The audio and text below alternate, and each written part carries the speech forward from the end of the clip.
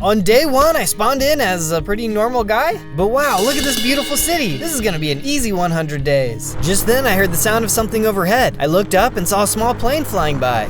I wonder where they're going. They're probably just checking out the beautiful views of the city. As they got further away though, I saw them drop something from the plane, which left a string of black smoke behind it as it fell. Suddenly, there was a loud bang, and everything got really bright. It was a nuclear bomb! There was an intense ringing in my ears, and I felt like I was getting sick. Whoa, what's going on? The building beneath me started to shake, and there was a loud crash as the building started to collapse. I blacked out. When I woke up, I was laying beneath a pile of rubble. Somehow I had survived. Oh, my head, where am I? I looked around and saw some light coming through the rubble. Nearby, I saw a wooden pickaxe and picked it up. Let's see if we can get ourselves out of here. I started breaking blocks and soon found myself outside. The entire city was in ruins. Hello? Is there anyone there? As I looked around, I heard a noise behind me. Something was watching me. It was a massive mutated dragon. Nice, dragon. Just don't come any closer. Just as I said that, the dragon took off and started flying toward me. I had to get out of there. I scrambled over the rubble as the dragon blew his fire breath. I gotta hide. Maybe I can find a safe place in this building. I ran inside the stairwell of the nearest building, leaving the dragon outside. I hadn't noticed it until now, but my hunger and thirst was really low. I needed to find some food and water. This looks like an old office building. Maybe they have a vending machine I can get some food or water from. I checked around the corner and sure enough, there was a vending machine there. I opened it up and found some canned soup and purified water. Oh, I'm so thirsty. This water is a real lifesaver, and I didn't know soup could taste this good. This is gonna be even harder than I thought. On day 2, I woke up to the sound of gunshots. I snuck over to the edge of the window. What could this be about? Down below, I could see a group of wasteland raiders fighting off a horde of zombies. One of the raiders looked a little different than the others. He must be the leader. I watched as the raiders managed to fight them off. I was so distracted by what they were doing, I didn't notice one of them had snuck up behind me. Hey, put the knife down. I don't want any trouble. If you don't want any trouble, then empty your pockets. I don't have anything you'd want, just water bottles and canned soup. Why wouldn't I want that? Every water source in the city is contaminated with radioactive waste. Purified water is a luxury, one that I deserve, not you. Why are you doing this? Wouldn't it be better if we worked together? What, have you been living under a rock or something? We work for the Finkel, mob boss of this new world. And I don't know you, which means you don't work for him, which means you need to hand over anything you got. Things were getting heated. I had to get out of here, but he had me cornered. Maybe if I could push him hard enough, it'd give me enough time to escape. That's a really interesting offer, but no thanks. I gave him a shove and started sprinting for the stairs. Hey, get back here. He was starting to catch up to me when suddenly the floor gave way and the raider fell through the floor. Uh-oh, that didn't sound too good. I took a look over the edge and saw the raider lying on the floor. There was no way he survived that. I quickly ran downstairs. Well, I don't think he's gonna be needing this hunter's knife anymore. Hey, who's over there? I peeked back out over the edge, and the raider leader was looking right at me. They started shooting. Get that guy. I'll find you. I ran away as fast as I could. Day 2, and I was already starting to make enemies. I'm sure this isn't the last I've seen of them. On day 3, I kept on running until I found a building to stop and catch my breath in. Okay, so the city was hit by a nuclear bomb, the water sources are contaminated, and there are gangs of raiders roaming the streets. Not to mention the hordes of zombies and flying dragons. I think my best bet is to get out of the city. I ran back out onto the highway and started making my way out of town. I don't know how to deal with the mutated creatures, but maybe I could talk some sense into this mob boss guy. What was his name? The Finkel? Before I could do that though, I had to survive the day. As I was making my way across the desert, I soon found a farm. Check this place out. I wonder if anyone is home. As I got closer, I saw someone coming toward me, but it wasn't a friendly face, it was a zombie. Come and get it, mush brains.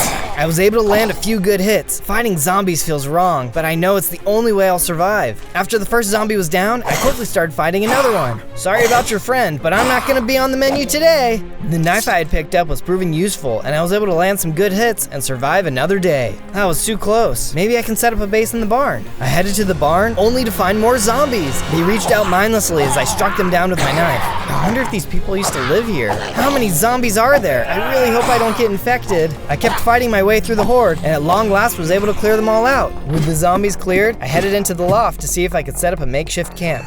Oi, you up there. I looked down from the loft and could see a farmer looking up at me. Are you the one that cleared out those zombies? You may well have just saved my life. Why don't you come on down here? I headed down. His voice was friendly, but I could tell he was a little tense. What brings you around these parts? We don't get too many folks around here. I was in the city and got attacked by some wandering raiders. I kept running until I came across this farm. He seemed to relax a bit after I said that. Yeah, those raiders are causing some serious problems for us. They kill anything or anyone that gets in their way, all for some boss no one has seen. The Finkel, yeah, I heard them mention something about him. Yeah, he's trying to gather all the resources to hold power over all the other survivors. Speaking of, I'm sure you could use something to eat. He tossed some water and bread over to me, and I quickly scarfed it down. Thank you, I really needed that.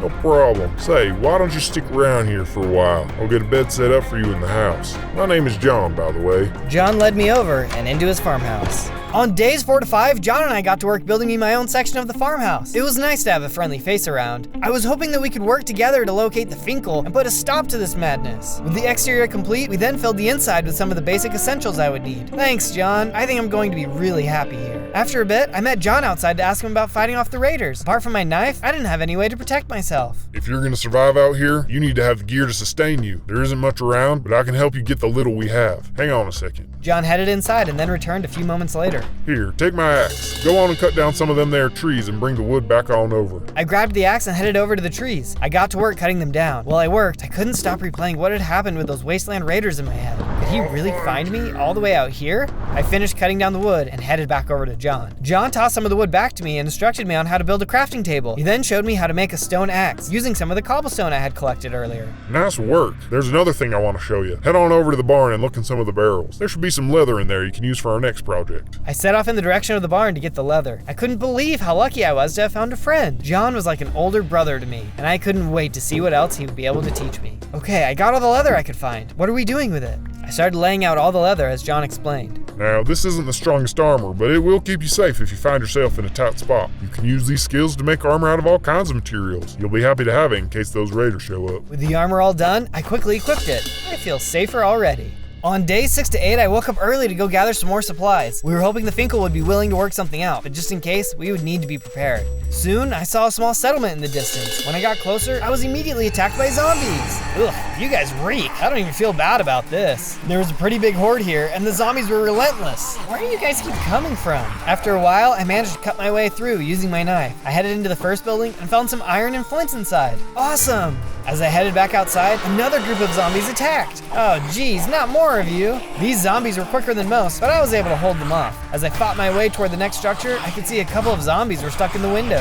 Yeah, you guys aren't very smart, are you? I knocked down the rest of the horde and made easy work of the dum-dum stuck in the window. I checked the chest and managed to find some more iron and some more leather. One of the chests even had a blade inside. I wonder what I can do with this. I then checked behind the counter and found a medicine cabinet with a first aid kit inside. Nice, hopefully I'll never need it, but this is good to have in your pocket. I then checked out the storage room and got my hands on some copper wire and a battery. A nearby box had some rubber inside of it too. I made my way out of the building and headed into the last structure. This building had a kitchen, and in the chest there was some water and more canned soup. Now really isn't the time to be a picky eater, that's for sure. Suddenly, there was a banging sound in the storage closet behind me. Oh no, maybe someone is trapped inside. I quickly opened the door just to find more zombies. Why did I think there would be anything else in here? The zombies caught me by surprise, but I was able to clear them all out. Once inside, I managed to scrounge up some more batteries and bandages. This seems like plenty of supplies. I bet John can show me all kinds of cool things to make with this. With my pockets full, I headed back to the farm. As I returned to the base though, something seemed off. Suddenly, the whole place started to explode. Oh no, John! Just then I saw who had caused all of the destruction. It was the raiders from before. We told you we'd find you. You're gonna pay for what you did to our friend. You don't understand. It was an accident, and he attacked me. Where's John? It's an eye for an eye out here, bucko. The only person you need to worry about is yourself. What did you do with him? In my rage, I started charging at the raiders, completely forgetting that they had guns. As I charged, I took a couple of bullets, but my armor protected me from taking too much damage. Take this! I managed to get one hit on them, but the shots had been too much, and they quickly knocked me out. Oh, my head. Where's John? I was starting to black out when I heard a voice in the distance. Run! Everyone run! An old woman came tearing into the camp. The Skylurker is coming. Skylurker? She must be talking about that mutant dragon. Leave him, boys. Let's get out of here. The raiders took off running, but I couldn't move. As I was blacking out, I could see the face of the woman standing above me. On day 9, I woke up in a small hut with the old woman nearby. She was stitching up my wounds. What happened? How did we escape the Skylurker? A smile flashed across the woman's face. There was no Skylurker. I just did that to save your skin. My name is Maggie. Wow, thank you, Maggie. I don't think I could have gotten out of there without you. Where's John? The smile faded from her face. I'm not sure. I saw some of the goons taken behind the barn. It's probably best not to think about it too much. I can't help but feel like it's all my fault. They never would have found him if they weren't after me. Like I said, you'll be better off not living in the past and focusing on the future. I could tell she had some secrets of her own, but I didn't want to pry. So what happened here anyway? I remember seeing a bomb go off, and when I woke up, the entire world was different. I must have been out for some time. The world was already in a state of chaos when the bomb dropped, but as you can imagine, the bomb changed everything. Finkel Fredrickson, or the Finkel as they now call him, quickly rose to power, commanding the vigilantes by promising them power and control of their own. I've seen him only once. He's half man, half machine. They say he's holed up in a safe house, hoarding resources, but no one can reach him. He lives on the far side of the uncrossable desert, so if you think you're going to defeat him, you've got quite the task ahead of you. I took a second to think about everything she had told me. Well, I did survive a nuclear blast. Defying the impossible isn't exactly a new concept for me. I could see a twinkle in her eye as she gave me a grin. Then I guess we better get to work. On days 10 to 11, I was feeling better and decided I should head out on my own. Thanks for all your help, Maggie. I'm glad to know there's still good people around. It was my pleasure, Zozo, but don't feel like you have to leave. You're welcome to stay here if you'd like. I would love that, but after what happened with John, I couldn't risk putting you in danger. Well, if that's the case, take my horse and head down the road. There are some abandoned structures that you might be able to use. I headed outside and hopped on Maggie's horse. Maggie had quite the setup out here. If the Finkel ever came for her, he'd be in for a heck of a fight. Off in the distance, I could see a large structure. It looked like a gas station. As I rode up, I saw some zombies wandering around. More of these guys, no surprise there. I charged up on the horse and attacked the first zombie. That's easy enough. After I downed the first guy, I turned and saw there were more, so I ditched the horse to fight them on foot. It would just be embarrassing if I got Maggie's horse killed. Let's go, you brainless trash heap. I landed a critical hit and took out the first guy, and then quickly took a couple swings to take out the other. These guys are so easy. Uh-oh. There's a huge horde coming right at me. Man, do you guys ever get tired? Get away from me. The horde chased me around as I tried to fight them off one by one. I kept hacking and slashing, and finally took out all the guys outside. Phew, that was a lot of work. I hear more inside. Let's do this. I made my way inside of the gas station, fighting off zombies along the way. While I was fighting, I noticed there were some vending machines in here. This was also a huge space. If I could take these guys all out, it'll make a great base. I fought my way into the next room and fended off a final attack from the remaining zombies. At long last, they were all defeated. Finally, now let's see if we can fix this place up. It'll make a great base. My first order of business was to head outside and cut down one of the massive trees outside. I was going to need its wood if I was going to patch up all the holes in this place. Once I had gotten the wood I needed, I started by filling out the entrance to the base with doors and planks of wood. Man, check out that roof. It's not going to work if I have all those holes in it. Anyone could drop in. I then got to work using planks of wood to fill in all the holes. It took a lot of time, but I couldn't risk a zombie, or worse, a raider getting the jump on me. With the roof filled in, I got to work on cleaning up the mess inside. I cleared out piles of rocks and patched up the holes in the wall. Next, I ran around the base and made sure to light it up. This place is looking great. Now let's see if there's anything in these vending machines. I took a look and was excited to see they were full of chips and water. I tossed some water to the horse and helped myself to a snack. What luck! Soon enough, I'll be able to track the Finkel down and hopefully make some positive changes in this world. On days 12 to 15, I made my way back to Maggie's house to return her horse. When I arrived, she was sitting in a chair outside her house. Good morning, Maggie. I found a great place for a base. Thanks for pointing me in that direction. I'm always happy to help, Zozo. In fact, I have another tip for you. There was an old weapons facility down the road. Word is that there's been some zombie activity, but there ought to be some good loot. If you have any hope of confronting Finkel and his raiders, your best bet is to scavenge for better gear. Yeah, absolutely. Thanks for the tip. I'll go see what I can find. I jogged down the path in the direction of the warehouse. I saw the terrain start to change. I must be getting close. But up ahead, I saw a group of zombies. These guys must be the zombie activity Maggie mentioned. I wonder if they picked anything up. I charged into battle and started fighting against the horde. That's when I noticed one of them was holding something unique. Hey, that guy has a machete. I could use that. This hunter's knife just isn't going to cut it much longer. I kept fighting and even took a few hits. It's a good thing I had this armor. It was keeping them from breaking the skin and getting me infected. All right, let's check out this machete. I picked the machete up from where it had been dropped by the zombie. This thing must have been brand new when he picked it up. On days 16 to 19, I could see the warehouse just up ahead. As I got a little closer though, I could see another horde of zombies blocking my way. But these guys were all dressed the same. Time to introduce you to my little friend. The machete, I'm talking about the machete. As I started to fight, I was close enough to see that these guys were all wearing hazmat suits. There must have been some kind of serious accident that caused them to all get infected, even while wearing their suits. If I could get my hands on my own hazmat suit, I could navigate all kinds of toxic environments. Hey guys, I've got a joke for you. What do you call a row of zombies? A deadline. With my killer humor and fighting skills, I managed to take the last guy down. I kept pushing forward and made my way into the warehouse. As soon as I stepped inside though, I heard a terrifying sound coming from the ceiling. What is that? To my horror, there's some kind of mutated bear hanging from the ceiling. ceiling, and it was looking right at me. There were some crates on the far side of the building. Maybe they would have some hazmat suits inside. Easy there, buddy. No need to panic. I inched my way forward, but it was no use. The mutant bear crawled right above my head and dropped down on top of me. Oh, why does everything keep hitting me in the head? This mutant bear was no slouch, and he did some major damage. He even broke my helmet. Oh, if I keep taking hits and losing armor, I'm not gonna survive this one. The bear used his massive claws and swiped at me again and again. Thankfully, I was able to use the new machete to my advantage and take him down. These mutated monsters are brutal. That was way too close. At least it wasn't a skylurker though. Just then there was the sound of thunder and some clouds rolled in. Then the rain started to fall. Oh, rainfall! Maybe I can catch some water in a water bottle. I stepped out into the rain, but immediately started to get hurt. It was acid rain! Ah, it burns! That reminded me, maybe there was a hazmat suit in here. I headed over to the stack of crates I had seen earlier. Oh, perfect! There's a hazmat helmet in here. I dug through the other crates and found the rest of the suit. I put it on and saw it was also lined with armor, which gave me even more protection than before. Let's go test it out. I ran outside and nothing happened. The suit worked perfectly. I even went and splashed around in an acid puddle with no problems at all. Looks like we're good to go. Let's get out of here.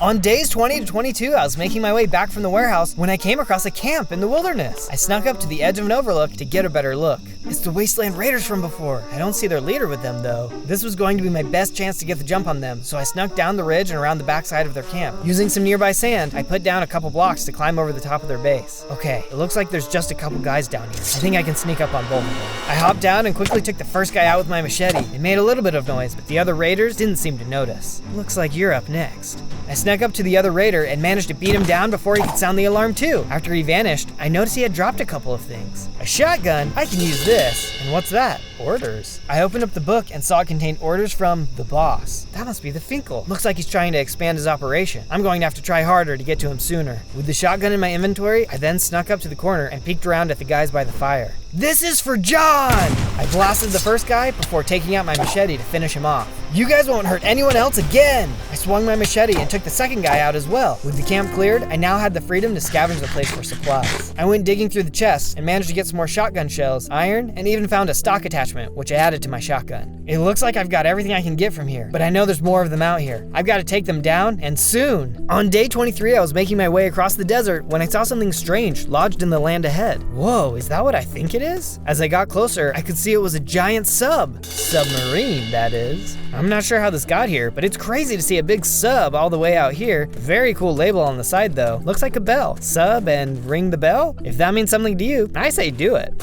On days 24 to 29, I arrived back at the base and saw it had filled up with zombies again. Oh brother, I thought I'd gotten rid of all of these guys. I pulled out my shotgun and got to work. The zombies didn't stand a chance against my new weapon. One by one, I mowed them down. This time, you won't get back up. I made my way through my base, picking them off. I couldn't do this over and over again though. I wouldn't have the ammo for that. I decided this base was going to need some serious improvements if I was going to survive the dangers ahead. Once the final zombie was eliminated, I decided to get to work digging out a bunker under my base. A nuke had hit once before, there's no reason one couldn't happen again. Imagine if the Finkel had a nuke. How would anyone feel safe? I managed to clear out a large space under my base, but I'd have to come back to this later. Next, I got to work on putting up a wall using all the cobblestone I had collected from digging my bunker. As I was making my way across the base, I came across the abandoned cars outside the gas station.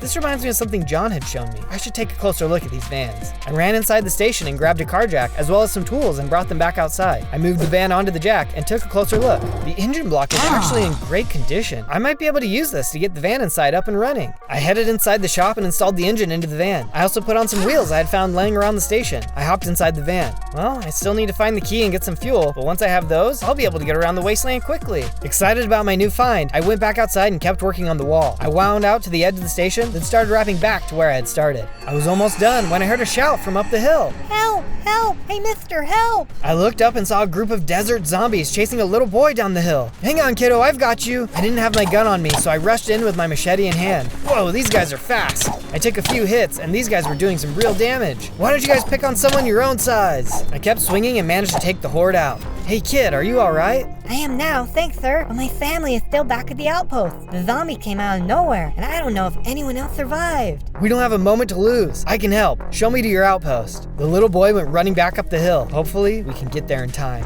On days 30 to 35, the little boy and I sprinted back toward his family's outpost. As we got closer, it didn't look good. The whole base was on fire and completely overrun by zombies. I'm not liking the look of this, kid, but I'll see what I can do. Stay here. I charged toward the base as the zombies attacked. Your sleepwalking days are over, pal. As I cut through the first layer of zombies, I noticed the little boy had followed me. What are you doing? This is too dangerous for you. My family is here. I can't stay back and hide. Okay, just stay behind me and we'll keep making our way through. I cut down the last group outside the settlement and noticed one of the zombies had dropped a gun. Check it out, it's an AK-47. Let's lock and load. I ran ahead, unloading the clip into several of the zombies. This thing could pack a punch, but the ammo was limited. I soon ran out and had to switch to my machete. Keep going, mister. We can get through. As I fought ahead, I couldn't help but notice that this kid was small, but brave. I could respect that. Eventually, we had fought our way into the main street of the settlement and started checking the buildings for survivors. I'm sorry, buddy, it doesn't look like there's anyone here. I'll keep looking. I fought off more zombies as I moved to the other buildings, but building after building was checked with no survivors. I managed to finish off the last zombie and then met back up with the kid. I'm sorry, but it looks like everyone was wiped out by the zombies. We probably need to hurry and get out of here though. More of them could show up at any time. The boy nodded and we started making our way out. Just before we had left the settlement though, we heard some crying in the distance. Help! Help! Is there anyone there? I think that's my sister. The little guy took off running in the direction of the cries. Moments later, he came running back with a small girl in tow. My sister was hiding in a box. Thanks for coming to help us, sir. I'm happy to help, guys. Why don't you two come and stay at my base? They agreed, and as we started to leave, I noticed there was a workbench nearby. This will allow me to make more weapons and ammo, so I quickly scooped it up and we headed out. On days 36 to 40, I arrived back at the base with the kids. I brought them inside the station and told them to help themselves to some water and food. You guys get comfortable. I'll get to work on building you a place to stay. I got to work removing the shelving units, then put down some wood planks to build a platform. Once the platform was in place, I went ahead and set up some beds and other furnishings for the kids and myself. Here's a place for you guys. I know it's new, but I hope you can be happy here. Everything was looking good, and I decided to go ahead and start working on a workspace area. I had been collecting a bunch of materials, but until now, didn't have a space to use them. Soon, the workspace was complete. I was out of ammo and my weapons could use some improvements, so I set my shotgun on the workbench and worked on giving it some upgrades. Once that was finished, I did the same thing with the AK-47. With that upgraded, I then used some iron, gold, and gunpowder to fashion some bullets. I also set my machete down and fashioned an electric-powered machete that would help me hit twice as hard. I'd like to see the Finkel try and mess with me now. Then I went outside and got started on a new project. I was feeling bad about everything that had happened to the kids, but I had an idea for something that might cheer them up. Soon, I had completed building them their very own playground. Check it out, guys. I made this for you. Wow, Zozo, thank you so much. We love it. While the kids played on their new toys, I tried tilling the ground and planting some seeds. I was happy to take care of these kids, but scavenging for food wasn't going to cut it. We needed a renewable resource. After a while though, the soil rejected the seeds. This isn't working. I think I have another idea though. I made my way back into the bunker and got to work digging out an indoor garden. The soil was no good for growing wheat, but maybe a mushroom farm could survive. After a while, the mushroom garden was complete. And since we would have a new food source, it only made sense for us to have a place to eat the food. I worked putting together a wing of the bunker for all of us to store the food we grew and of course eat it. Soon, the kitchen was finished. Phew, that was a lot of building. This base is gonna carry us all the way to the end. On days 41 to 43, I decided to scout out a nearby town for more supplies. I also wanted to test out the new upgraded weapons. As I approached the zombies, I whipped out my electric machete and put it to work. Whoa, this thing slices through these guys in one hit. My new weapon was incredible, but I couldn't get too excited as I could hear a terrifying groan off in the distance. Where is that noise coming from? I fought my way through the zombies and saw a massive, mutated zombie standing outside an old shop. That's when I could hear some cries for help coming from inside. Oh dear, get away from me! Help! Help! Oh no, someone is trapped inside. Hang on, I'll help you. I ran forward with my upgraded AK in hand, ready to fight. The zombie saw me and started walking towards me. One of the other zombies was in his way, so the big zombie laid down and crushed it to death. Whoa, this guy isn't messing around. He took a couple more steps toward me, then let out a blood-curdling roar, causing me to take damage. Ah, my ears! I opened fire and started working on draining his health. That made him mad. In anger, he picked up a block of sand and threw it at me. I barely got out of the way. Eat lead, you beast! I kept shooting at him and noticed that every time he let out one of his shrieks, new zombies would rise up from the ground. I wanted to focus on taking him down, but I kept having to fight off the new zombies. He kept throwing blocks at me and managed to hit me with one, causing temporary blindness. Whoa, what's this? I can't see! I fired blindly, and when my vision returned, a zombie was only a few steps away. Whoa, get back! How was I gonna beat this guy? It felt like an endless stream of zombies, and I couldn't get a hit on him. My health was draining quick too. That's when I had an idea. Hey Mushbrains, follow me! The little zombies were a lot faster, so I managed to lead them away from the big guy, causing them to group up. Now that I was out of the big zombie's range, I was able to start picking off the little guys one by one. No wonder you guys want my brain. Yours are worthless. Eventually, I was able to take them out and focus on the big guy again. Anytime new zombies popped up, I quickly took them out so I could focus my attention on the monster. At long last, he fell and disappeared. Phew, that was a close one. Now, who was calling for help? I headed inside the store and looked around. Hiding behind the counter was a guy dressed in trader clothes. My good sir, you were marvelous. Oh, no problem. I'm just glad you're okay. After that brilliant display of fighting, how could I not be? Please, take this incredible item as a token of my gratitude. The trader threw out a sombrero? Oh, thanks. This is really, really nice. You are most welcome, sir. You have no idea how many people would kill just for that. But hey, just because we're good friends, I'm willing to give you something even better. A priceless weapon for a price. I wasn't feeling super confident in this guy, but if he had a really powerful weapon, it could help. All right, sure. What's the price? I have a permanent shop not far from here full of supplies, but a certain monster has taken residence there. If you could take care of it for me, I'll happily give you this weapon. Sure, I can do that. How dangerous of a monster are we talking? Based on what you just fought, it should be no problem for an accomplished warrior such as yourself. If you say so, I'll be back soon. On days 44 to 49, I arrived outside the shop the trader was talking about. This place looks abandoned. It doesn't look like anyone has been here anytime recently, but I guess I better take a look inside. I headed inside and saw more of the same. The shelves were all empty and there didn't seem to be anything here. I checked a few of the boxes and managed to scrounge up a few bullets. Well, I'm not seeing anything. The monster must have left. I guess I'll head back and tell the trader the good news. Just then, I heard a terrible noise coming from the window, and a stream of fire came tearing through. Oh no, it's the Skylurker! I started to run as the Skylurker came bursting through the window, chasing after me. I jumped through the other window and tried to escape. Let's see how you like this. I returned fire using the bullets I just picked up from my AK-47. I could tell it was doing damage, but he was doing damage right back. The fire breath was really starting to hurt. My health is dropping. I better get some cover. I quickly scarfed down some food to try to regenerate my health. The dragon continued to shoot fire, but I managed to start getting my health back. You can't run from me. The dragon took off into the sky as I kept shooting. I was starting to believe I could actually win this. The dragon finally landed, and after a few more shots, I landed the final shot. Whoa, that guy is powerful. I hope he's the only one of his kind. I headed back into the store to finish seeing if there was anything else I could use. I soon saw that there was a container of fuel on one of the shelves. Oh wow, this is just what I need to get the van going. I checked some nearby boxes and also found a full set of heavy military gear. I equipped all of the new armor. Check it out, my armor is completely filled up. Really wish I could have found this before I fought the Skylurker. It didn't look like there was anything else in the store, so I headed out to go tell the trader the good news. I couldn't wait to see what powerful item he was gonna reward me with. From days 50 to 53, I made my way back to the trader. As I re-entered the town, I slashed my way through another horde of zombies. Out of the way, dopey. After cutting through all of the zombies, I entered back into the shop and saw the trader had nodded off in his chair. Hey buddy, I'm back. The trader slowly stirred and nearly fell out of his chair when he saw me. You survived? I mean, you survived, just like I thought you would. I am definitely happy to see that you survived, just like I thought you were going to survive. I did. The Skylurker was strong, but I managed to take it down. I'm here to collect the powerful item you promised me. Ah, yes, the powerful item. Yes, I should have that. Let's see. The trader walked over to a chest and began rummaging through it. Yes, that should be good enough. The trader whipped around, holding a massive rocket launcher. How's this for a powerful item? Whoa, that looks awesome. I'm gonna be able to take down tons of enemies with that. Ah, yes, maybe aim for taking down just one of those tons of enemies. This is quite simply the greatest and most powerful weapon ever made. So powerful that it can't survive more than a single shot, so use it wisely and preferably not anywhere near me. He tossed it over and I saw it was called a Comet Fall. What a cool name. I'll have to save it for someone particularly powerful. On days 54 to 57, I was heading back to my base when I heard a strange but terrifying noise up ahead. What was that? It sounded like a Skylurker, but different. I kept running ahead when I saw something crawl over the top of the building up ahead of me. I stopped dead in my tracks. Is that a zombified Skylurker? Sure enough, the Skylurker I had killed was just ahead of me, but had been turned into a zombie. It took off from the building and landed right in front of me. Okay, I know we had our misunderstandings. The Skylurker let out a loud roar. I couldn't take any chances this time. I'm sorry, but you made me do this. I pulled out the Comet Fall. If there was ever a time I needed some major firepower, it was now. Time for your trip to the underworld. For good this time. I pulled the trigger, the rocket fired, and nothing. The weapon was a complete dud.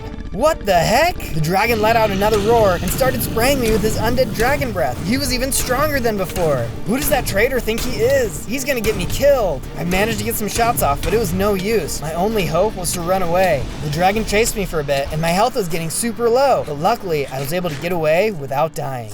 On days 58 to 62, I finally arrived back at my base. The very first thing I did was start working on a bedroom down in the bunker. With the zombified Skylurker running around, I felt like anything above ground wasn't gonna be safe. As I was finishing up the room though, I heard a squeaky sound behind me. Ah, where did all these cockroaches come from? I must have hit a nest or something because the whole bunker was filled with disgusting cockroaches. I killed a few of them, but had to get out of there. That was so gross. How am I gonna clear the base out? We can't live in a place like that. Just then I had a brilliant idea. It was gonna be the perfect solution to the pest problem. To get started, I headed over to the edge of our base where a rattlesnake had been hanging around. Don't mind me, sir, I just need your tail. I quickly chopped up the rattlesnake and grabbed the rattle from its tail. I then ran over to the crafting table and used some wood to fashion together a maraca. But before I could enact my brilliant plan, the little girl from before ran up to me. Zozo, my brother told me you'd run into a traveling trader. I actually know who he is. He had come by our encampment before. Oh really? Let me guess. He tried to make a quick buck by selling everyone a bunch of junk. That's right, but it's actually worse than that. He works for those wasteland raiders who have been giving you trouble. He rips innocent people off and gives their stuff to the raiders in exchange for protection. But I know where you can find him. I knew there was something wrong with that guy. He's just as much a part of the problem as those raiders. I'm gonna have to teach him a lesson. On days 63 to 66, I made plans to go and find the trader at the raider base, but first I need to take care of some things at my base, especially the cockroach problem. Alright, hopefully this works. I started shaking the maraca, and several of the cockroaches came running up to me. They were really into my music. Hey man, nice rhythm. Mind if we take a turn? I'm glad you like it and I'm happy to share, but you guys need to know you can't stay here. It's a health hazard. No worries, my guy. We'll be on our way in a bit. I tossed the maraca over to one of the cockroaches, and they really got into it. A simple infestation had turned into a party real quick. Even I couldn't help but take the sombrero I'd gotten from the trader and get in on the fun. Thanks for letting us crash your pad. Take this as a thanks. I know you humans like this kind of thing. The cockroach threw down the key to the van. Oh, perfect. I've been looking for this. Thank you. A little while later, the cockroaches had all cleared out, so I decided to try and get the van up and running. I took the fuel I had gathered and topped off the tank, then hopped into the driver's seat and turned the key. The engine sprang to life. It's working! It's working! Just then, the little boy came running into the room. Whoa, you got it running. Let's open the door and go for a spin. Oh, the door. I completely forgot about the door. We don't have any power, so I don't know how to get the car out. Have you checked the power station up the hill? I think that's where the gas station gets its power from. Great idea. I quickly ran up the hill toward the power station. As I approached, some zombified guards came running out at me. Time to power down, boys. I quickly cut my way through the hordes of zombies and made my way inside. There were a few more inside, but I was able to take them out as well.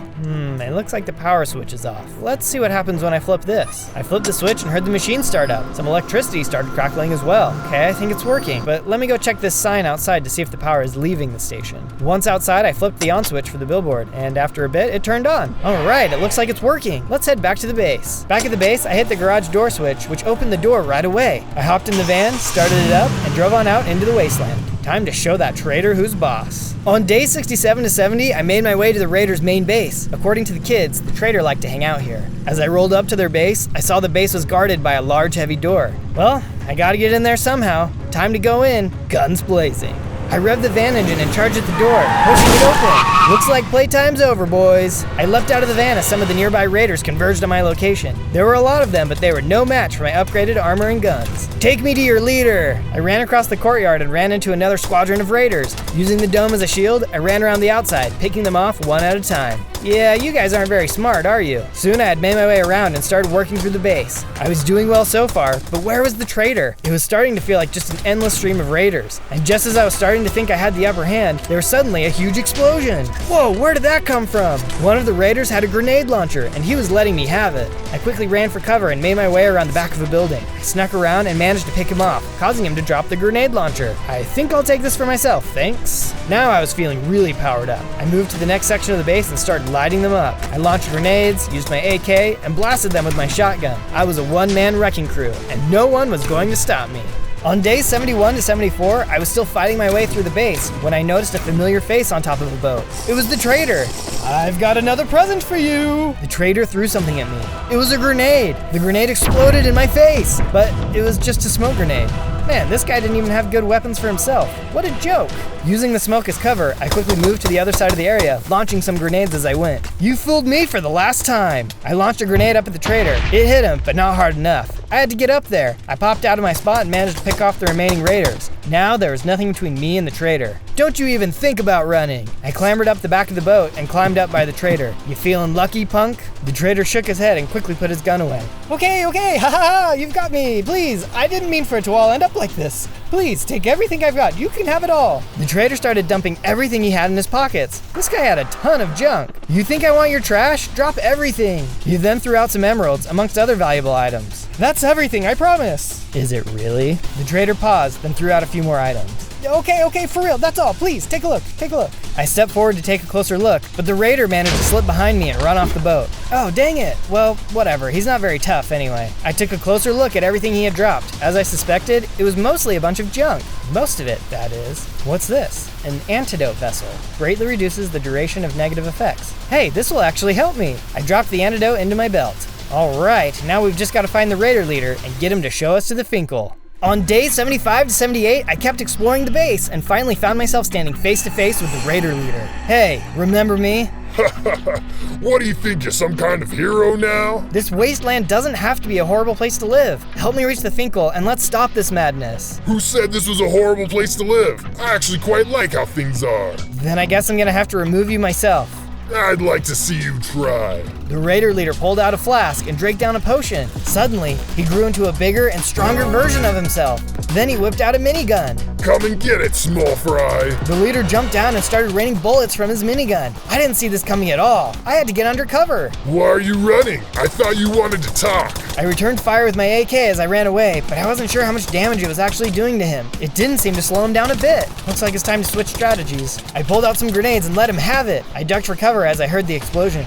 Did I get him? I took a second to refill my health and thirst. Then he popped around the corner.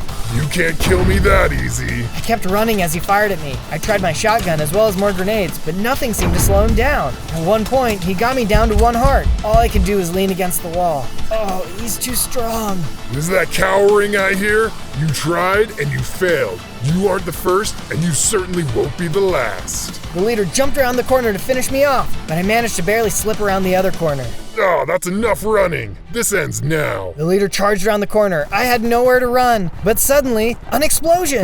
You keep your filthy hands off my boy.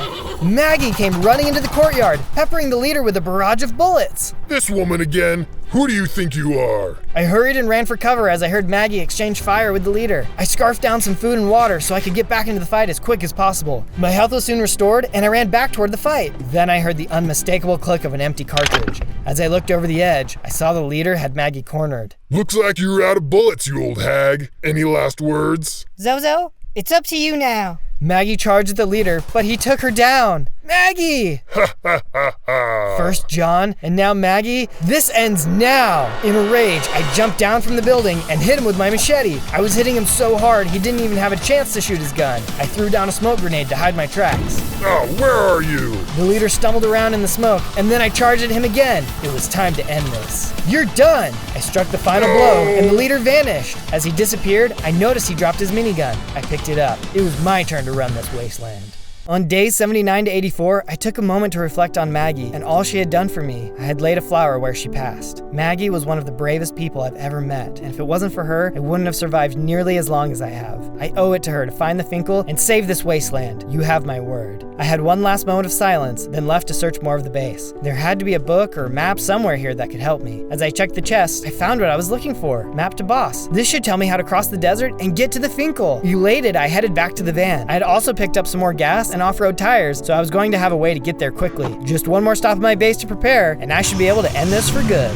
On days 85 to 89, I arrived back at the base. As I pulled up, the little boy ran out and opened the garage for me. It was good to see him again. There was no time to spare, so I got right to work upgrading my weapons. First off was my grenade launcher, which I was able to improve using a block of iron. I also improved the minigun, so I could have an even higher rate of fire. The Finkel isn't gonna know what hit him. With the weapons upgraded, I then moved on to the car. Using the wrench, I took off the wheels and replaced them with the off-road wheels I had found. This thing is turning into a real tactical vehicle now. The next step was finishing up my base. If anything happened to me out there, I had to make sure the kids would have a safe and secure place to live. The first step was making sure it was properly lit. I went into each room of the base, as well well as around the grounds, and set up a lighting system. Now I can light the whole base up with just the flick of a switch. Before I could head into my bunker, there was one more major project for the exterior. Maggie had been an inspiration to me, and she always helped me when I was in need. I built her a statue so that people for generations could be inspired by her bravery. With the statue complete, I headed to the bunker and built a blast door. Then I hurried and finished up the rest of the inside. The bunker was soon complete, including a proper armory and construction room. It was time to upgrade my armor. I grabbed all the supplies I needed and got to work upgrading my armor. Using many of the materials I had scavenged, I was able to increase the durability of my armor. With the armor improved, it was time to go. I took my new armor off the armor stand and headed out.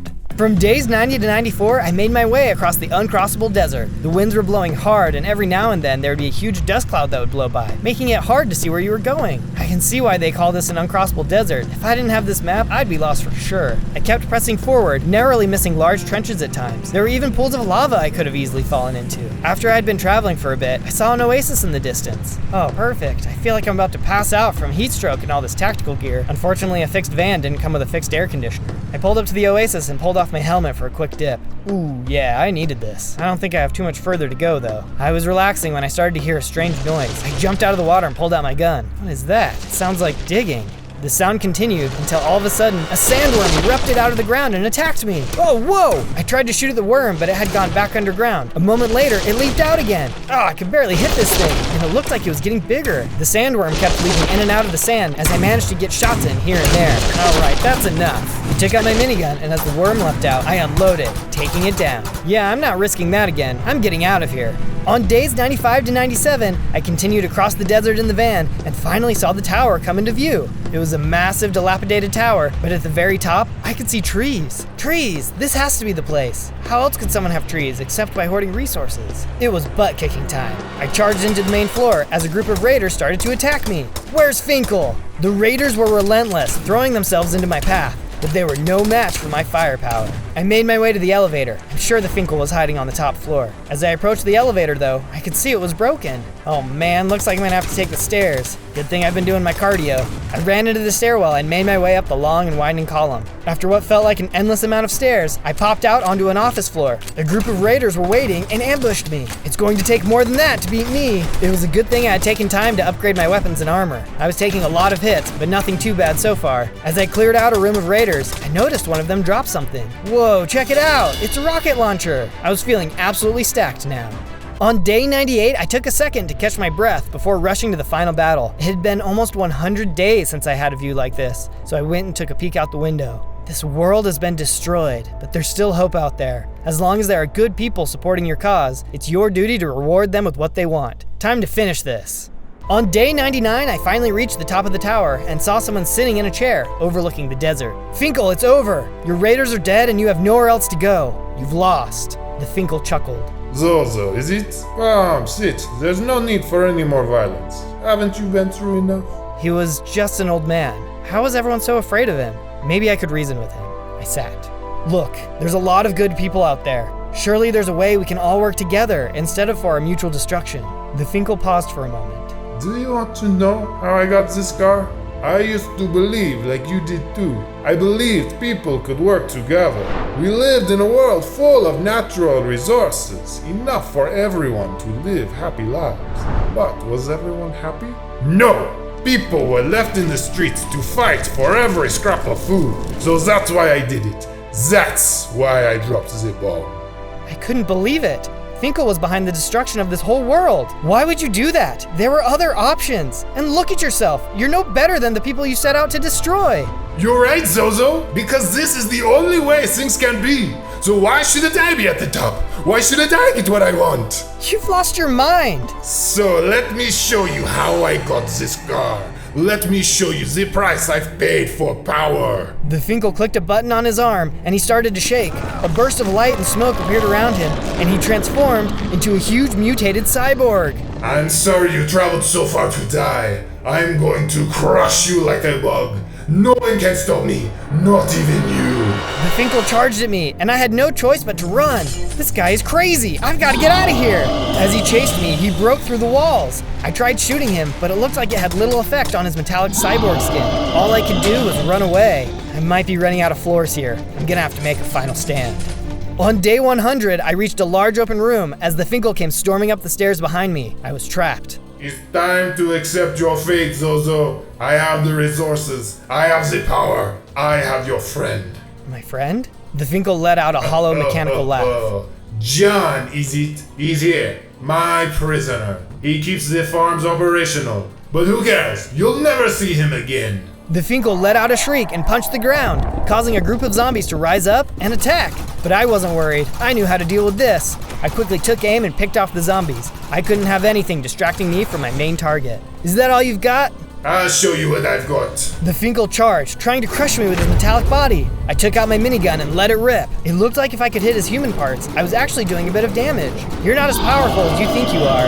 He angrily hit the ground, trying to strike me with shockwaves. He managed to get some hits in, but I was holding my own. As we passed by the windows, I had an idea. Hey Stinkle, bet you can't get me. He chased me closer to the window and I managed to loop back on him. I took out my rocket launcher and took aim. Your reign of terror is over. Have a nice flight. The rocket exploded near him, launching him backwards out of the window. As he fell, my thoughts turned to John. Was he really here? I had to look for him. As I looked over the edge, I saw the Finkel had survived the fall, but he was clearly very injured. You think you can kill a machine? I will never be stopped. Never. Just then, a familiar roar echoed, and the zombie Skylurker came sweeping in. No, not a Skylurker. The Skylurker opened its mouth and started melting the Finkel with its dragon breath. After a few moments, he was gone, and the Skylurker flew away. I quickly turned and headed up the stairs. I had to find John. As I reached the forest on top of the tower, I looked around frantically. At long last, I saw him! John! Zozo, is that really you? We greeted each other as old friends. Come on, buddy, let's grab this fresh water and take it to the people. With this, we can rebuild the world. We loaded the water up in a trailer and drove off into the desert, back toward the base. The world was a little bit safer, but this was a nuclear wasteland. Who knows what trouble could come knocking next? On day 1, I spawned in as a baby robot. Whoa, I'm a tiny robot, but where am I? Why am I in a cage? I looked around and saw there were a couple other bigger robots nearby. They must be my parents. I decided I would go ask them what we were doing here. But before I had a chance to ask them, the door to the cage opened and a giant rat walked into the cage. Alright, you junkers, time to get to work. We're tired of taking orders from you. We can't stand by and watch this factory pollute the world any longer. You think you can rise up against us? Sounds like I need to teach you a lesson, pal. The rat lunged forward and started fighting my robot dad. As they were fighting, my robot mom came up next to me. Zozo, the door is open. Move quickly and get out of here. We will hold him off. But I don't understand. Why are we working for this guy? What are we doing here? There's no time to explain, but he isn't even the one in charge of everything. I hope you never run into his boss. Now hurry, get out of here. My mom hurried away to help fight off the rat, and I took the chance to rush out the door and escape.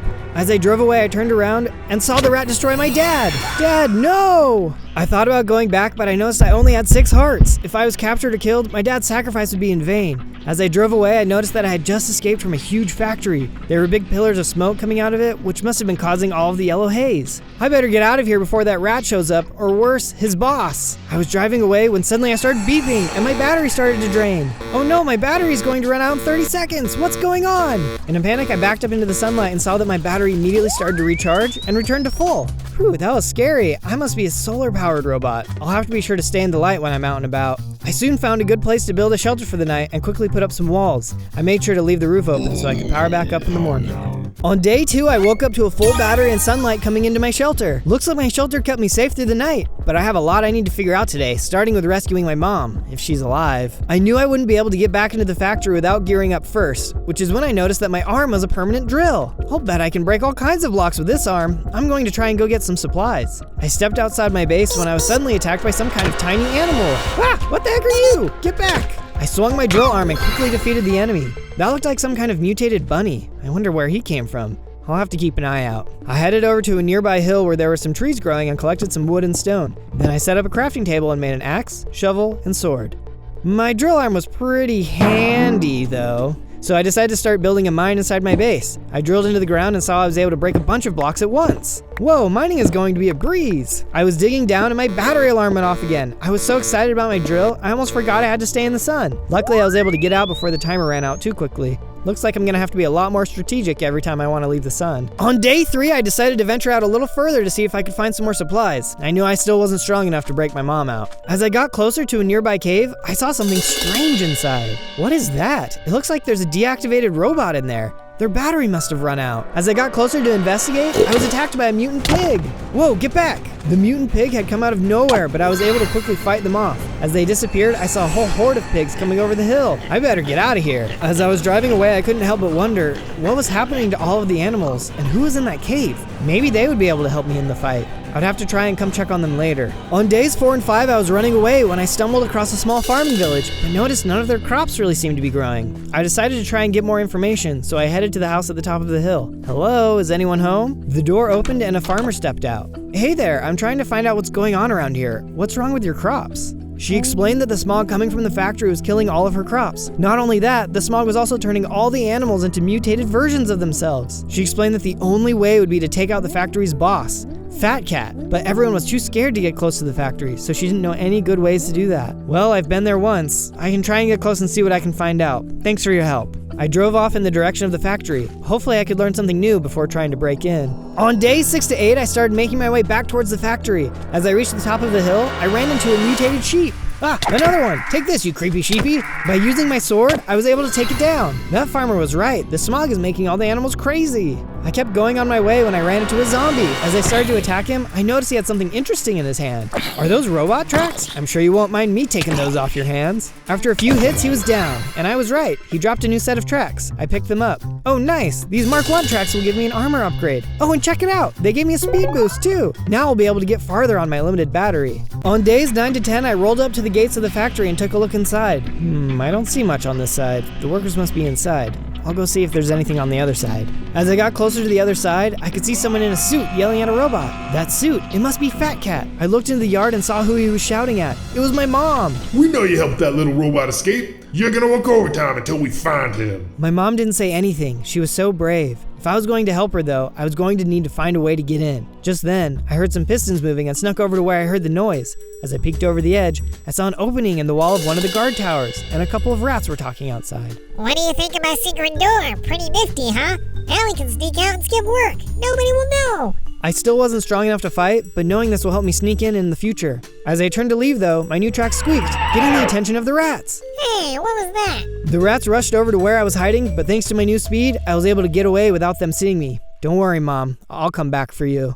On days 11 through 14, I was heading back to my base when I realized the sun was starting to set. I started putting together a small hut to protect me for the night when I was suddenly attacked by a giant mutated zombie. Holy cow, this guy is huge! I started to build even faster but couldn't focus as I had to keep running away from the zombie. If he keeps chasing me, I'm not gonna be able to finish my house before the sun goes down. The sun kept going down and my battery soon started to beep, starting the 30-second countdown. Oh no, if I could just finish. As much as I tried, I couldn't finish the house. All I could do was jump into the unfinished build and hope for the best. My battery let out a final beep, then I deactivated. On day 15, I awoke to an unfamiliar face looking at me. Huh? Good morning, little friend. How are you feeling? What happened? Who are you? Don't be alarmed. My name is Gary, and I'm here to help. I managed to grab you before that zombie could rip you to pieces. Thank you. You saved me. Whoa, and what's this? Did you upgrade my battery? I did. I wish I could do more, but I only had parts on hand to give you a 60-second charge when you're out of the sun. Wow, that's great. How did you know how to do that?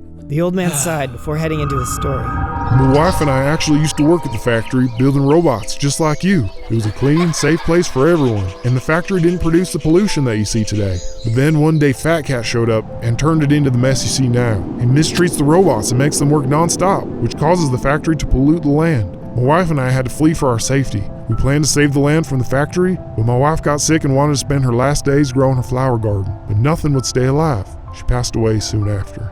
I can't take Fat Cat down by myself, and everyone else is too afraid to help. But if you are willing to work with me, I think we can do it. I'm so sorry to hear about everything you've gone through. Fat Cat has taken enough from us. Let's take this guy down. On days 16 to 19, I left Gary's house and went to find a good place to build myself a base of operations. After a little bit of searching, I found a good spot to start building. I first cleared out the land, then got to work laying the foundation of the house. Then I put up walls to keep the mutants out, and finally, put up the base itself, making sure to leave windows in the ceiling for light to get in. Once that was finished, I filled the interior with everything I would need. Home sweet home. I hope this can be a place of safety for anyone who wants to help in our fight. That reminded me, what happened to that robot I saw in the caves? If I could just get a little stronger, I could fight my way past those mobs and see what was going on. On days 20 to 22, I woke up to sheep sounds outside my base. Oh nice, I could use their wool to build some things. I hurried to my base door and saw a bunch of mutant sheep outside. Oh right, I forgot everything here was green. Oh well, good to know my walls kept them out. I opened the door and started to fight them. I noticed a little mutant bunny was also joining in on the fight. How'd you get mixed up with these bad people?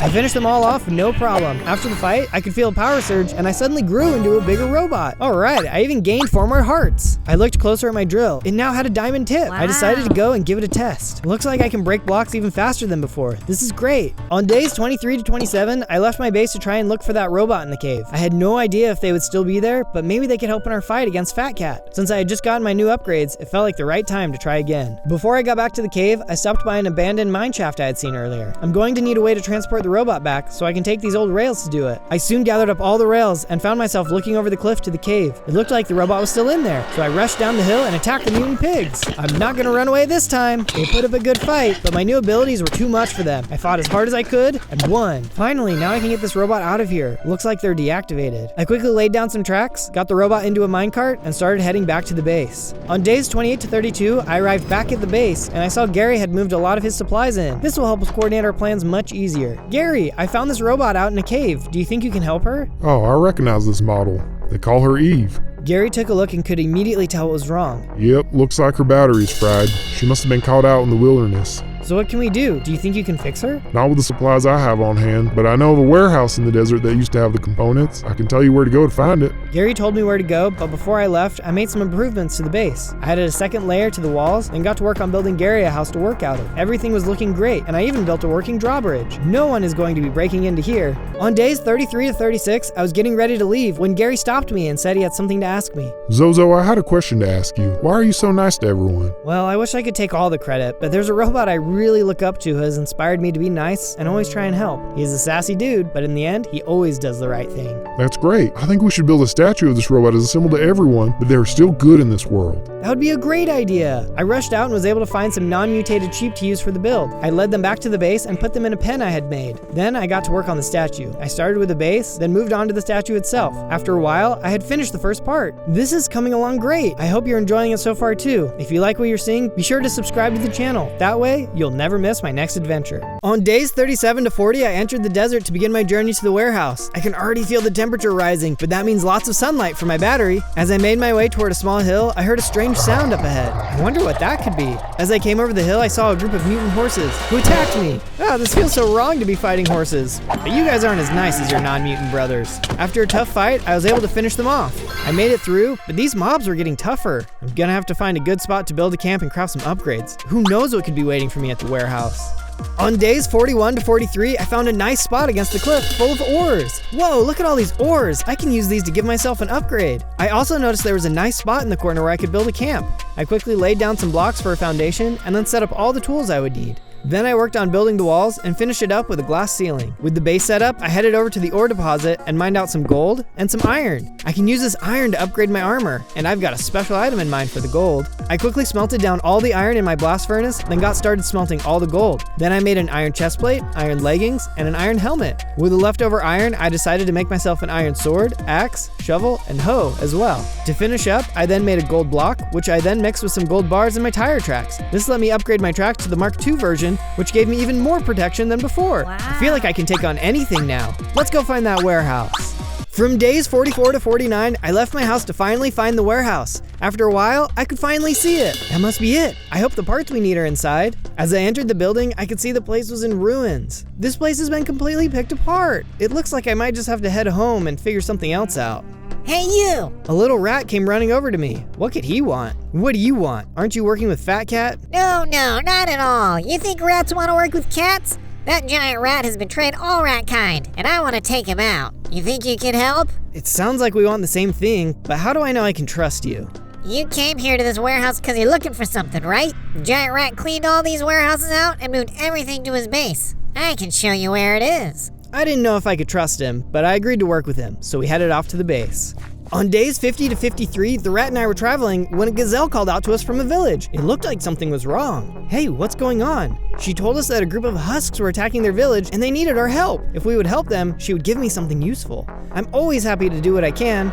She led us into the village and I charged at the husks. The rat even joined in on the fight. Maybe I could trust him after all. It wasn't long until we had eliminated all of the husks. And stay down. The gazelle thanked us for our help and told us to follow her to the village workshop. When we arrived, she told me to take what was inside the chest. Whoa, are these blueprints on how to build a focus lens? If I can build that, then I could use it to redirect light into deep holes for mining. On days 54 to 57, I decided I would construct a lens and try to mine for diamonds. I first needed to gather some resources though, so I headed out into the desert. While I was on my way, I was suddenly attacked by a gang of mutant cats. These mutant animals are just getting weirder and weirder. I noticed there was a little mutant bird fighting along them too. A bird fighting with cats and rats are working with Fat Cat? This world is crazy. After beating the mutants, I got to work digging up some sand to make glass. Once I had collected all the sand I needed, I headed back to my base and started smelting the sand. Alrighty, time to start building this lens. I constructed 2 pillars for the base, then put the lens together using the glass I had just smelted. There was a shadow on the ground for now, but once I turned the lens, that should disappear. Okay, let's see if this thing works. I headed over to the activate button and gave it a press. As the lens rotated, I saw the shadow on the ground disappear. I quickly got to work digging a deep hole. It's nice to not have to worry about my battery running out. Once I started to hit bedrock, I built an angled mirror at the bottom so I could do some strip mining. The mirror was able to reflect enough light for me to be able to start mining to the side. Before long, I mined into a room full of diamonds. Amazing, this is just what I needed. I quickly mined all of the ores that I could and then headed out of the mine to craft. On days 58 to 62, I headed into my base to start crafting with the new materials I had just mined. I noticed that while I had been down in the mines, the rat had made himself a small hut off to the side of my base. Pretty cozy. Back at my crafting table, I made a diamond chestplate, helmet, and leggings. With the remaining diamonds, I also made myself a sword. Feels good to know this armor will keep me safer than before. The fight against Giant Rat will be a tough one. On days 63 to 66, I met the rat outside my base. Before we get going, is there anything else that I need to know? Yeah, you'll need all the support you can get. So anyone who is listening to this should subscribe and like the video. That ought to give you the strength you need. That's true. That would help a ton. The rat and I headed off to go fight the giant rat. We soon left the desert and entered the Badlands. As we made our way, we suddenly saw a pack of mutant wolves headed right at us. Mutant wolves now? This just doesn't even surprise me anymore. The rat and I launched into attack mode and fought against the pack. The rat was proving to be a good teammate and we were able to defeat them in no time. Nice job. I feel like we're making a great team. On days 67 to 70, we made our way to the edge of a cliff overlooking the giant rat's warehouse. Whoa, do you see that? Running into the warehouse was a huge pack of rats, all carrying different pieces of loot. We were definitely in the right place. All right, buddy, what's the best way in? I waited for the rat to reply, but he didn't say anything. Suddenly, I heard a bunch of squeaking and saw the pack of rats come screaming out of the building. They were headed right towards us. He had betrayed us. No, I thought you were my friend. Soon the rats were on me and I tried to fight them off. Oh no, there's so many of them. I don't know if I can get out of this one. I managed to take a few of them out, but it felt like a fight I couldn't win. And I was right. The rats injected me with something that depleted my battery, and I shut down. While I was shut down, the rats pushed me down the hill into the warehouse and locked me away in a cell. On days 71 to 74, I started the day deactivated in the jail cell, when suddenly there was a huge explosion in the ceiling. The roof blew away, which let light come in, recharging my battery to full. As I turned back on, I saw Gary jump in from the ceiling. Gary, you're here! Come on, Zozo, let's get you out of here. Gary set some TNT by the jail doors and blew a hole in the bars. As we jumped through, we were attacked by the gang of rats. You guys aren't going to shut me down again. With Gary's help, we were able to fight off the horde of rats, but since we were out of the sun, my battery had started to deplete again. Don't worry, Zozo, I've got a solution to your battery problem. Gary took out his bazooka and blasted a hole in the roof, which let the sun come in. I quickly recharged. Let's take a look in these supply closets. I'm sure there's going to be some useful items. Gary and I started looking at all the crates, and there were tons of useful items. Netherite scraps. I can use this to upgrade my gear. I went ahead and grabbed the emeralds too, just for good measure. We continued moving through the warehouse, with Gary blowing holes in the roof as we went. In the next room, we found even more supplies. More netherite scraps and healing potions. Whoa, and check it out, gold nuggets. Just what I need to make some netherite ingots. We'd gotten some good loot, but we still needed to get parts to fix Eve. There was only one place we hadn't checked, Giant Rat's office. On days 75 to 78, we reached the Giant Rat's office. Watch out, Rat Man, we're coming in. I punched the door open and headed inside with Gary. Giant Rat was inside on his desk. Eve's battery was on the wall behind him. Give us the battery or we're going to have to take you out too. This battery powers the one robot with the code to shut down Fat Cat's factory. You found it, didn't you? I know where your little base is. Once I've taken care of you, I'll destroy that little robot once and for all. We'll never let you destroy her. We're taking that battery and shutting the factory down. Just then, the giant rat leaped forward and started attacking Gary. We both pulled out our weapons and started to fight. Stay strong, Gary. We can beat this guy. The giant rat was really powerful, and my health bar got really low. But in the end, we were finally able to defeat him. We did it. Nice job, Gary. Let's grab the battery and get out of here. Gary? I turned and saw that Gary had been seriously wounded. Gary, you don't look so good. Come on, let's get you some help. There's no time, Zozo, but there's something you should know first. I was the one that hid the robot Eve away. She needed to be in a safe place. I thought telling you what code she contained would put you in too much danger. The more he spoke, the worse he looked. It's okay. Maybe you should sit down. Gary slumped down against the wall. You've been a great friend, Zozo. I know you can do this. She would have loved you too. She? I had hoped to see her flowers bloom one more time. My wife. Her name was Eve. Gary put his head down and he was gone. Thank you for everything, Gary. I won't let you down. On days 79 to 84, I grabbed the battery off the wall and left the office. I couldn't believe Gary was gone. As I headed down the stairs, I heard a familiar voice. So, now that the giant rat is gone, you need a new leader. And that leader should be me. This whole time, that rat was just trying to take over the rats. I couldn't let this stand. You cost me everything.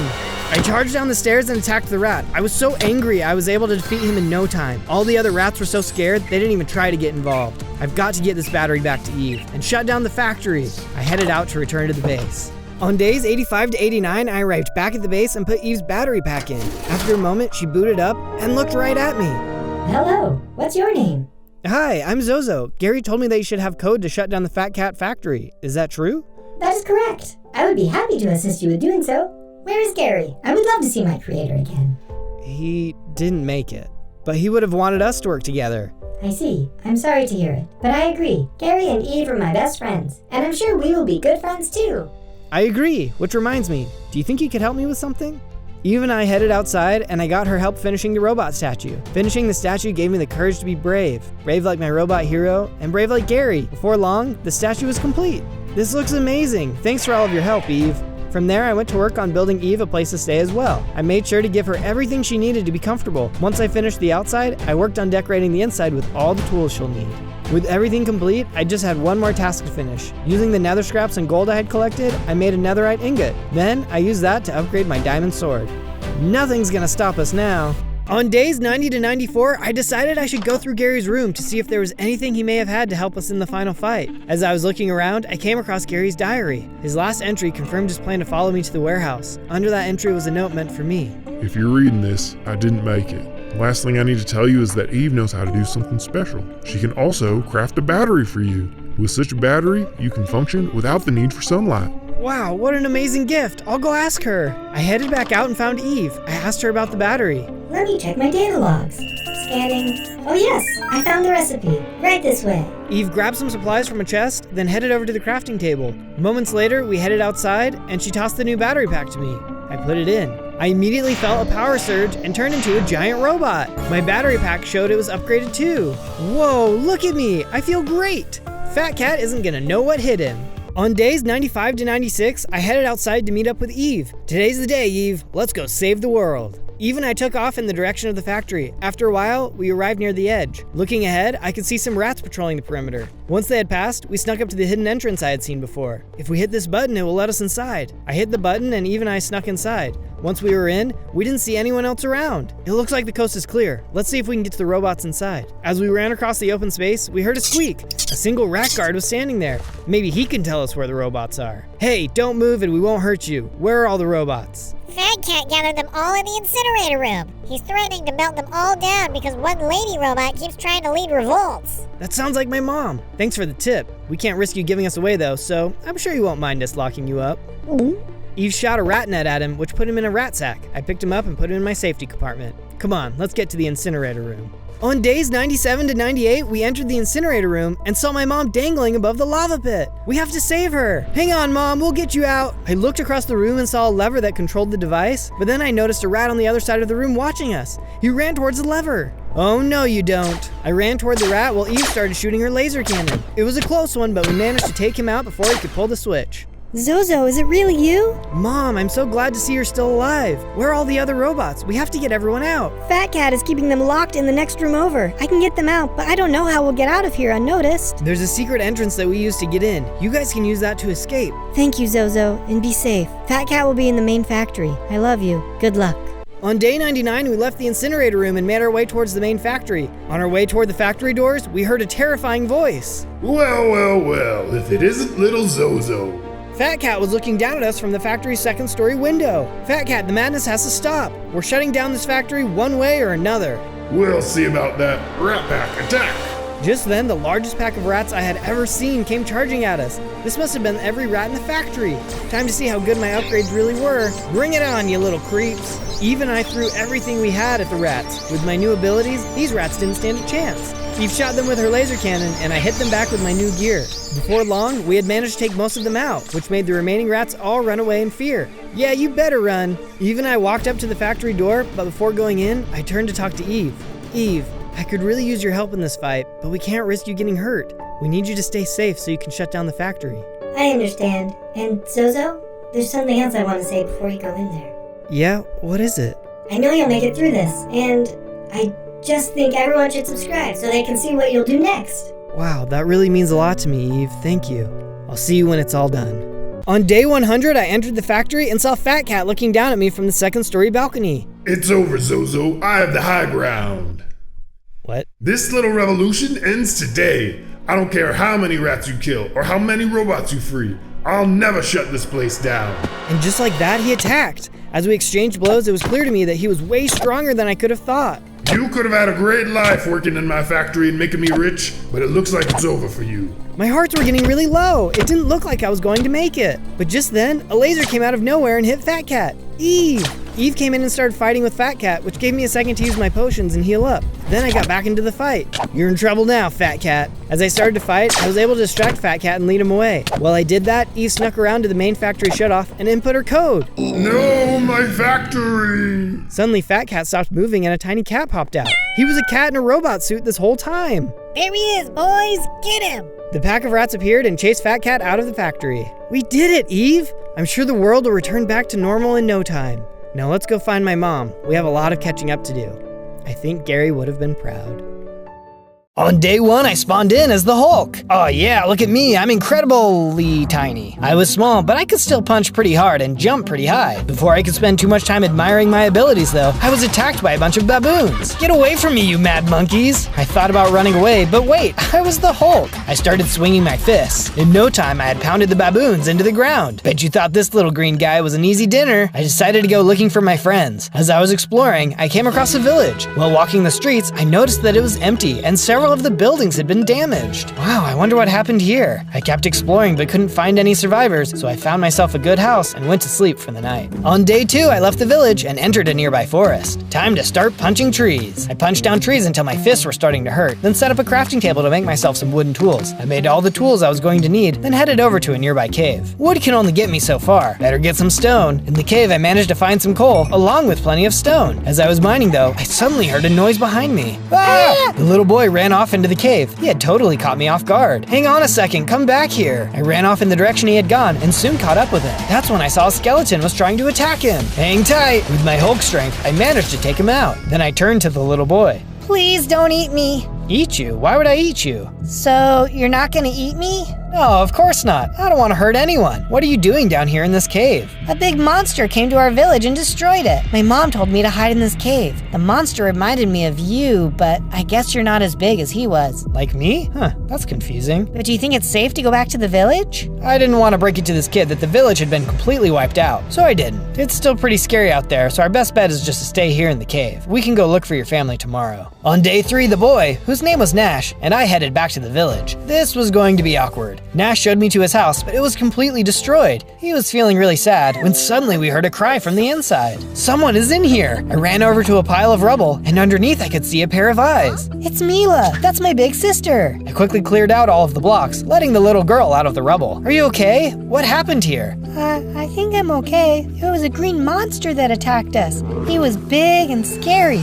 Kind of like you, but he didn't have friendly eyes. He ran around our town, destroying everyone and everything in front of him. Our house collapsed, so I don't know if my parents escaped or not. I'm sorry to hear it. How long has it been? I don't know. Days have gone by since I've been under here. Just then, we heard a howl and a group of feral wolves appeared. They must have been scavenging in the abandoned village. Hang on, kids, I'll take care of this. I sprang into action, hitting the wolves. They were vicious as they snapped with their fangs, but I wasn't going to let them hurt these poor kids. Soon enough, I had taken several of them out. It wasn't enough though, as I could hear some more wolves off in the distance. Come on, guys, I don't think I can fight all of them off. Let's get out of here. We ran from the village until we were a safe distance away. It was time to start building us a shelter. First off, I put together a full set of stone tools so I'd have the equipment needed to get any job done. Then I got to work building a simple house for us to stay in. It wasn't anything fancy, as we needed something quick, but at least for now, it was a place to call home. Once the house was finished, I then made several torches and put them outside to stop mobs from spawning. We had survived another day, but who knew what surprises were coming next? On days 4 to 5, I left the kids at the house and went to go look for some food. We weren't going to last out here if we didn't have something to eat. Oh, look, pigs! I had spotted some pigs, so I rushed over and attacked them. I quickly knocked them all out and collected all of their meat. Just then, Black Panther came out of the trees. T'Challa, what are you doing out here? There is a beast that has been destroying the villages in the area. They call him Abomination. I have tried to face him myself, but he was too powerful. Oh man, if you can't beat him, how can I? I'm so small. You know, there is a cave near here that contains something I think might help you. He explained where I needed to go, and so I set off to find what he was talking about. After a bit, I soon found the cave he was describing. As I entered in, I saw what he was talking about. It was gamma radiation. This is what made the Hulk in the first place. I stepped up to it and immediately started to absorb the radiation.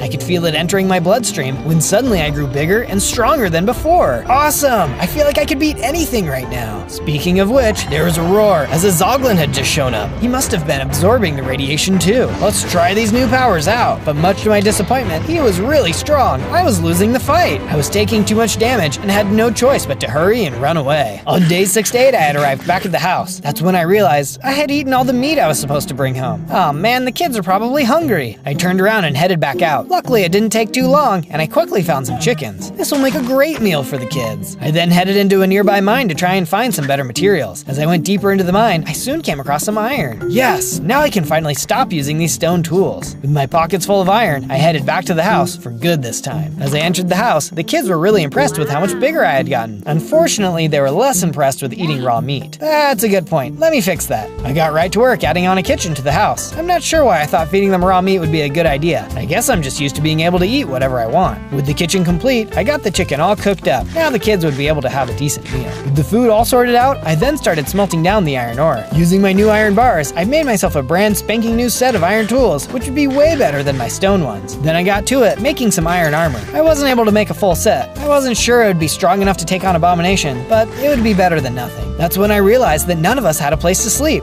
I then made the kids their own bedrooms, complete with beds in their favorite colors. On days 9 to 10, I woke up to a knock on the door. It was Black Panther. How are you feeling about your powers now? Abomination is nearby. Perhaps together we can defeat it. Yeah, together I'm sure we'll have a chance. I followed Black Panther out and across the land. We soon arrived at a seaside village. I could see Abomination rampaging through the town, destroying people and buildings alike. Oh man, he's bigger than I thought he would be. This isn't going to be an easy fight. We couldn't let him to continue to hurt these innocent people though, so I charged down into the village, straight at Abomination. Leave these people alone. Abomination turned and hit me hard. Ouch! Yeah, I don't care how much you hurt me. I'll never stop fighting you. Get out of here, you lab experiment. I don't have time for pests like you. I kept fighting, but it was clear I didn't have a chance. Just as Abomination was ready to finish me off, Black Panther hopped into the fight. He was able to get a few hits in, but it wasn't enough to stop Abomination. He was just too strong. The two of us ran off as Abomination continued his rampage through the village. We had both nearly been defeated, and T'Challa was nearly on the verge of death. Luckily, we made it out of there alive. On days 11 to 12, we arrived back at my base. T'Challa, let me make a room for you to heal up. I quickly got to work making him a fresh new room so he could relax and get his health back up. I soon finished the build, and T'Challa was able to move in. The kids had run in to see him and were very excited. Apparently they thought he was their new kitty. T'Challa was not amused. Hang out here, guys. I'll see about getting us some food. I started to leave the house, eating our last bit of meat. In the distance, I could hear some spiders. I better take those out before they get too close to the base. base. I soon came upon the spiders and managed to fight them off without too much trouble. As I picked up the string they dropped, it gave me an idea. If I had some leads, I could get some pigs and raise them at the house. Luckily, I soon came across some slime. I fought the slime, destroying all of its parts. I picked up the slime balls they dropped and then used the ingredients to craft some leads. Time to go pig wrestling. I went searching through the woods and eventually found the pigs I was looking for. Using the newly created leads, I led them back to the base. I then led them into a pen that I had built earlier. Finally, now there will be enough meat for everyone. I wanted to be sure we had some variety though, so I broke some grass to get seeds. I'd also gathered some water in a bucket, so I was all ready to build a farm. I tilled the ground and placed the water, which then let me plant the seeds I had collected. This base is really starting to come along. The only thing I was missing at this point was a statue to really put my mark on the place. Since I was so busy with food, I thought I would make it my favorite food. You'll have to let me know if you can guess what it is. Once I had finished the first part, it had gotten pretty late, and I could see some creepers had started spawning near the base. I better take care of that before they blow everyone to bits. I headed down to the base and knocked out all the creepers. Fighting them was always scary business, but I managed to knock them all out without too much trouble. On days 13 to 15, I decided that I needed to focus on getting more powerful, but I wasn't sure where to start. Just then, there was a knock on the door. Tony, what are you doing here? I was flying over and saw the statue you were building. Who else would build that other than you? Figured I'd stop in and say hello. Boy, Tony, you really dropped in at the right time. This abomination has been rampaging through the towns here, and I'm not strong enough to stop him. Oh, well, I know what you mean. I've had a few scrapes of my own I wasn't sure I was going to get out of. What have you got so far? Well, I came across some gamma radiation that powered me up, but that's about it. Well, what are you wasting your time with me for? That's your answer right there. Surely there's more radiation points out there. You think so? But how could we find them? Bring me some dirt from the cave. With that, I can build you a detector that will lead you to new deposits. Piece of cake. I agreed to the plan, but there was just one problem. That Zoglin would still be there. I decided to head back to the caves in order to get some more iron. With the new iron I collected, I brought it back up and smelted it down. Using the iron ingots, I completed the rest of my armor. Alright, let's give this thing a go. I soon reached the cave from before. I think my best bet is going to be trying to sneak. I tiptoed into the cave and saw the perfect block for a dirt sample. I quickly mined it up without any movement by the Zoglin. Looks like I might just make it out of here alive. Just then, I noticed there were some diamonds nearby. It was too good to pass up. I headed over to the diamond and mined it out, but unfortunately, it woke up the Zoglin. Oh boy, here we go. The Zoglin let out a roar and attacked. I was the same level of strength as last time, but I didn't have this much armor back then. The Zoglin was still incredibly powerful, and it was a tough fight. And thanks to my new gear, I was able to take him out and win. On days 16 to 19, I managed to make it back to the base with a sample. Tony needed a lab to work out of, and had gotten to work putting it all together. There was some pretty cool stuff going on in there, and after a while, it was all done. Wow, this lab is looking awesome. With the lab complete, Tony could start working on that radiation detector. I could tell he was going to be here for a while though, so I got to work building him a house of his own. It probably wasn't the mansion he was used to, but he would just have to get used to it. As I was finishing the house, Tony came running over to me. He had finished the radiation detector. Oh, Tony, this is gonna help so much. Thank you. It was time to get out there and become even more powerful. On days 20 to 22, I had the detector in my hand and started running off through the woods. As I ran, I almost ran straight into a woodland mansion. The gamma must be underneath this mansion. I'll have to keep my guard up though. This place is dangerous. I walked into the mansion and took a look around. As I walked down the hallways, I was immediately attacked by illagers. Don't mind me, it's just a casual breaking and entering. The illagers started firing off their arrows, and I ran around giving them the old one too. It was tough, but luckily my iron armor was doing enough to protect me. I kept pushing my way through, fighting the illagers off as I went. Eventually, I saw a chest room and started taking a look inside. Oh wow, these materials will be perfect for my statue. What luck! I checked more chests and found even more materials in the chests. As I passed around the room, I saw something floating on a pedestal. Power gloves. I'll bet I can punch super hard now. I kept following the tracker and came across some more illagers. Using my new power glove, I was able to knock them out much faster than before. Boy, am I glad I found this thing. As I continued down the hallway, I soon saw a very strange looking set of stairs. This must be the place. As I reached the bottom, I saw a massive warped mosquito. Hi, wanna move? Suddenly, the mosquito took flight and charged. This dude had clearly been hitting the gym, and his punches were powerful. I had to do a lot of running and hiding to try and stay in the fight. Oh, mosquitoes were already bad enough. Why is this one so much worse? In addition to his punches, he also shot a gross looking liquid at me. I had to end this, and fast. Using the plants as cover, I managed to jump out and get hits in. It took a lot of effort, but eventually, I was able to take him out. Now that is how you squish a bug. With the mosquito gone, I headed into the doorway and could see the gamma inside. I stood in place as I absorbed its energy. Suddenly, I got a little bigger and gained more hearts. Yes, this will never get old. As I was getting ready to leave the mansion, I caught the scent of a nearby farm, but it was inside. I went down the hallway and saw a room full of carrots. Well, the illagers aren't going to be needing this anymore. I gathered up as many carrots as I could. Now we'd have a more reliable food source. Time to get back to the base. On days 23 to 26, I got right to work planting all the crops I had gotten from the illagers. As I was finishing, I heard Black Panther calling to me. Well, we don't have more radiation for you. Perhaps we can train you to get you stronger. Well, I'm sure every little bit will help. I'm in. I headed out behind the house and got to work building a new training course according to T'Challa's instructions. It was looking like it would be a fun course, but certainly challenging. Once the course was complete, T'Challa ran through it to show me how it's done. He made it look really easy. Alright, I'll give it a go. I did my best to run through, but definitely made some mistakes. This was going to take some practice to get better. After giving it a few tries, T'Challa suggested that we try fighting. I hope you've got your armor on tight. I'm gonna smash you. Good luck. We faced off and started to fight. I was really strong, but I think that was my mistake. The Black Panther was an experienced fighter and was able to get more hits in. In the end, he was able to defeat me. Aw man, looks like I've got a lot of work to do. Do not worry. Even the smallest seeds can become a mighty tree. You will get there. On days 27 to 31, I was feeling especially motivated to get stronger. I decided to start looking for some more radiation stations. Okay, let's see where this thing leads me this time. I followed the radiation detector across the land and eventually reached a snowy tundra. It looks like it's pointing me to this cave over here. I didn't see any green glowing, but maybe it was just deep within. I headed deeper into the cave. Suddenly, I was attacked by a bunch of diamond zombies. Leave me alone! I was able to beat them back, but they were much tougher than I thought. I needed that radiation boost more than I realized. I kept going and ran into a whole group of diamond skeletons too. Luckily, some of them shot each other, so they ended up fighting amongst themselves while I took them out. Guess that's what happens when you don't have a brain. The good news was that I was able to spot some diamonds, which I happily mined out. Well, this doesn't make me stronger physically, but it will definitely give me a leg up in a fight. With all the diamonds mined, I headed back up out of the cave. Before I could get too far though, I heard a noise behind me. It was a Yeti. Uh-oh, these guys are strong. The Yeti and I started to fight. I was right, his blows were landing some hard hits. I wasn't sure I could take him, but I had to be strong. I couldn't leave those kids behind. I rose up and started landing blows. I could tell I was going to win. I only needed to land one more hit when suddenly the Yeti let out an ice attack, freezing me in place. He was hurt and ran away to go heal. This is not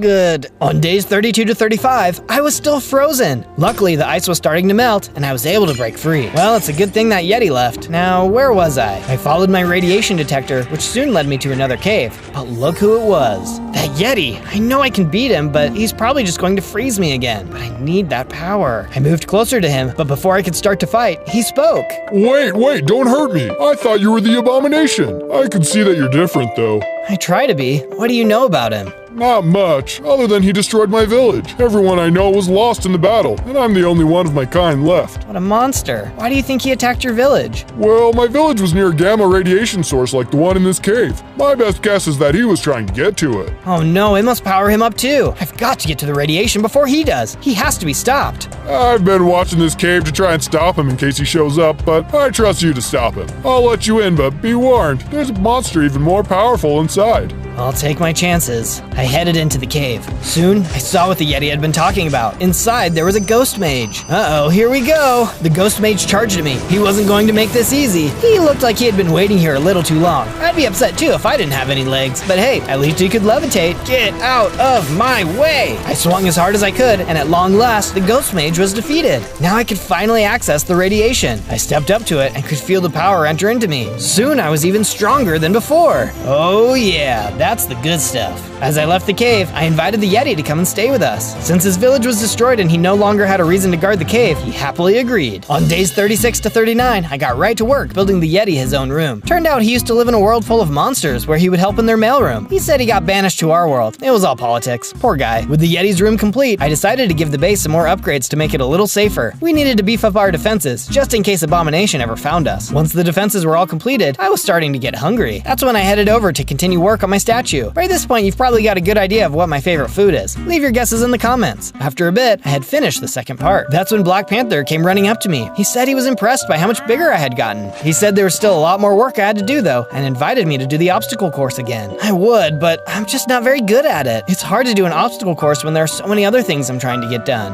I understand, but it will help you. If you can complete the course, I have an item I believe will help. Oh, I like the sound of that. I'll have to keep training then. I ran over to the obstacle course and got to work. It was still hard, but I felt like I was doing even better than before. Black Panther encouraged me, even when I fell off and had to try again. I wasn't able to beat it today, but soon enough, I would have to win that prize. On days 40 to 43, I tried to use my radiation detector to find more gamma, but it wasn't working. Oh man, what's up with this thing? I headed over to Tony and asked him what was going on with it. He explained that I must have found all the gamma radiation within range of the detector. So how can we expand the range? Tony told me to wait there and headed into his plane. When he returned, he tossed out some eyes of Ender and told me I needed to get some Ender pearls. Oh boy, this isn't gonna be easy. I thanked him for his help and started searching for the end portal. My journey led me across the land. At one point, I even came across some diamonds, which I was able to use to finish up an entire set of diamond armor. I'm going to need this in the end for sure. It took a lot of searching, but eventually I made it into the stronghold and soon found myself outside the end portal. I inserted the eyes of Ender. Well, here goes nothing. I jumped in. On days 44 to 49, I appeared in the end. Let's get those Ender pearls. There were several Endermen nearby, and I got right to work chopping them down. These guys were really scary when you looked them in the eyes, but you just had to be brave. I ended up getting into more than I asked for though, and was soon surrounded by them. How was I going to get out of this one? Suddenly, there was a sound above me, and the Scarlet Witch came flying in to help. Together, we were able to take out the rest of the Endermen. Oh, you showed up just in time. I thought I was a goner. Always happy to help a friend. Do you know what's going on with the Endermen though? I noticed that not a single one of them dropped any Ender pearls. I have noticed this as well, yes. There is something going on, but I don't know what it is yet. Well, let's stick together and maybe we can figure this out. She agreed and we continued on through the end. Nearby there was an end city, so we went to check it out. As we got closer, we saw something terrifying. Look at that Enderman, he's bigger than all of the others. We charged in and started to fight. This Enderman was unlike anything I had ever seen before. He had 4 arms and would clap them together, trying to smash me in them. He would also pick up and throw blocks at me, as well as teleport around. This battle was really tough. With the Scarlet Witch's help though, we finally managed to take him out. He let out a shriek and exploded in a display of Enderman goop. It was pretty intense. And look, an Ender Pearl. The giant Enderman had left a single pearl behind. The Scarlet Witch told me I should take it, as she had more research she wanted to do in the end. She opened up a portal for me to return to the overworld, so I stepped in to head home. On days 50 to 53, I arrived back at my base. Safely back home, I went over to Tony to give him the Ender Pearl I had collected. He thanked me and got right to work, improving the gamma radiation detector. Suddenly, there was a sound outside. What was that? As I got closer to the sound of the noise, I saw that some Endermen were there. Scarlet Witch must have left the portal open too long. I hurried to defend the base from the Endermen, knocking them out one at a time. Once they were defeated, Scarlet Witch came through the portal. Oh, I am sorry about that.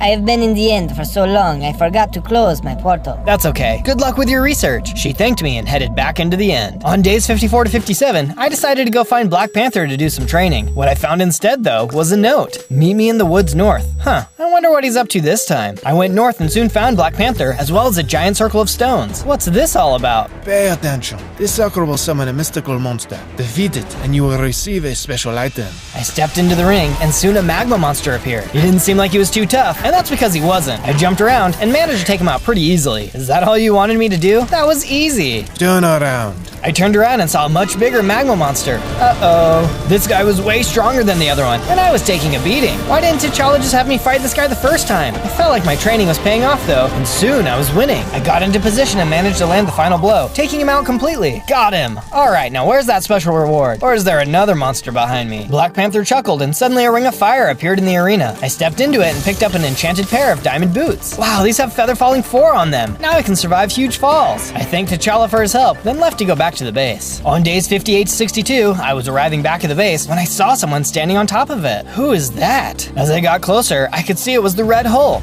Hey, what do you think you're doing here? The Abomination knows what you're doing. There's only enough room for one big green guy in this world, and that's not you. We'll see about that. We charged into the base, but were suddenly attacked by a group of red crabs. What the? Where did all of these guys come from? The crabs weren't very strong, but there were a lot of them. We were so distracted by the crabs, we didn't notice Red Hulk had snuck around the walls and into Tony's lab. We soon defeated all of the crabs, but there was one question on our minds. Where did Red Hulk go? We ran around the base and soon saw the house he had run into. He had managed to break into the lab. Tony quickly ran around to check if anything was stolen. Bad news, big guy. The gamma radiation detector is gone. Oh no, now Abomination will be able to find all the sources before me. There's no way I'll be able to beat him without it. Suddenly, I realized something else was missing too. The kids! We ran around the base and eventually saw them hiding under a desk. They were scared, but unharmed. It's okay, guys. It's safe now. Don't worry. I promise I will always always protect you no matter what. Now that everyone is safe, follow me. I can use my tracking abilities to find where the Red Hulk ran to. Let's go! On days 63 to 66, Black Panther and I were tracking Red Hulk's path. Soon, I could see a large tower in the distance. That must be it. Hang back and I'll go take care of this. I made my way over to the tower and entered in. I was immediately attacked by a bunch of red crabs. Get your pincy pincers away from me! I managed to clear out all of the crabs on the ground floor and started running up the stairs. What a weird place to call home. As I reached the top, I saw Red Hulk was waiting for me.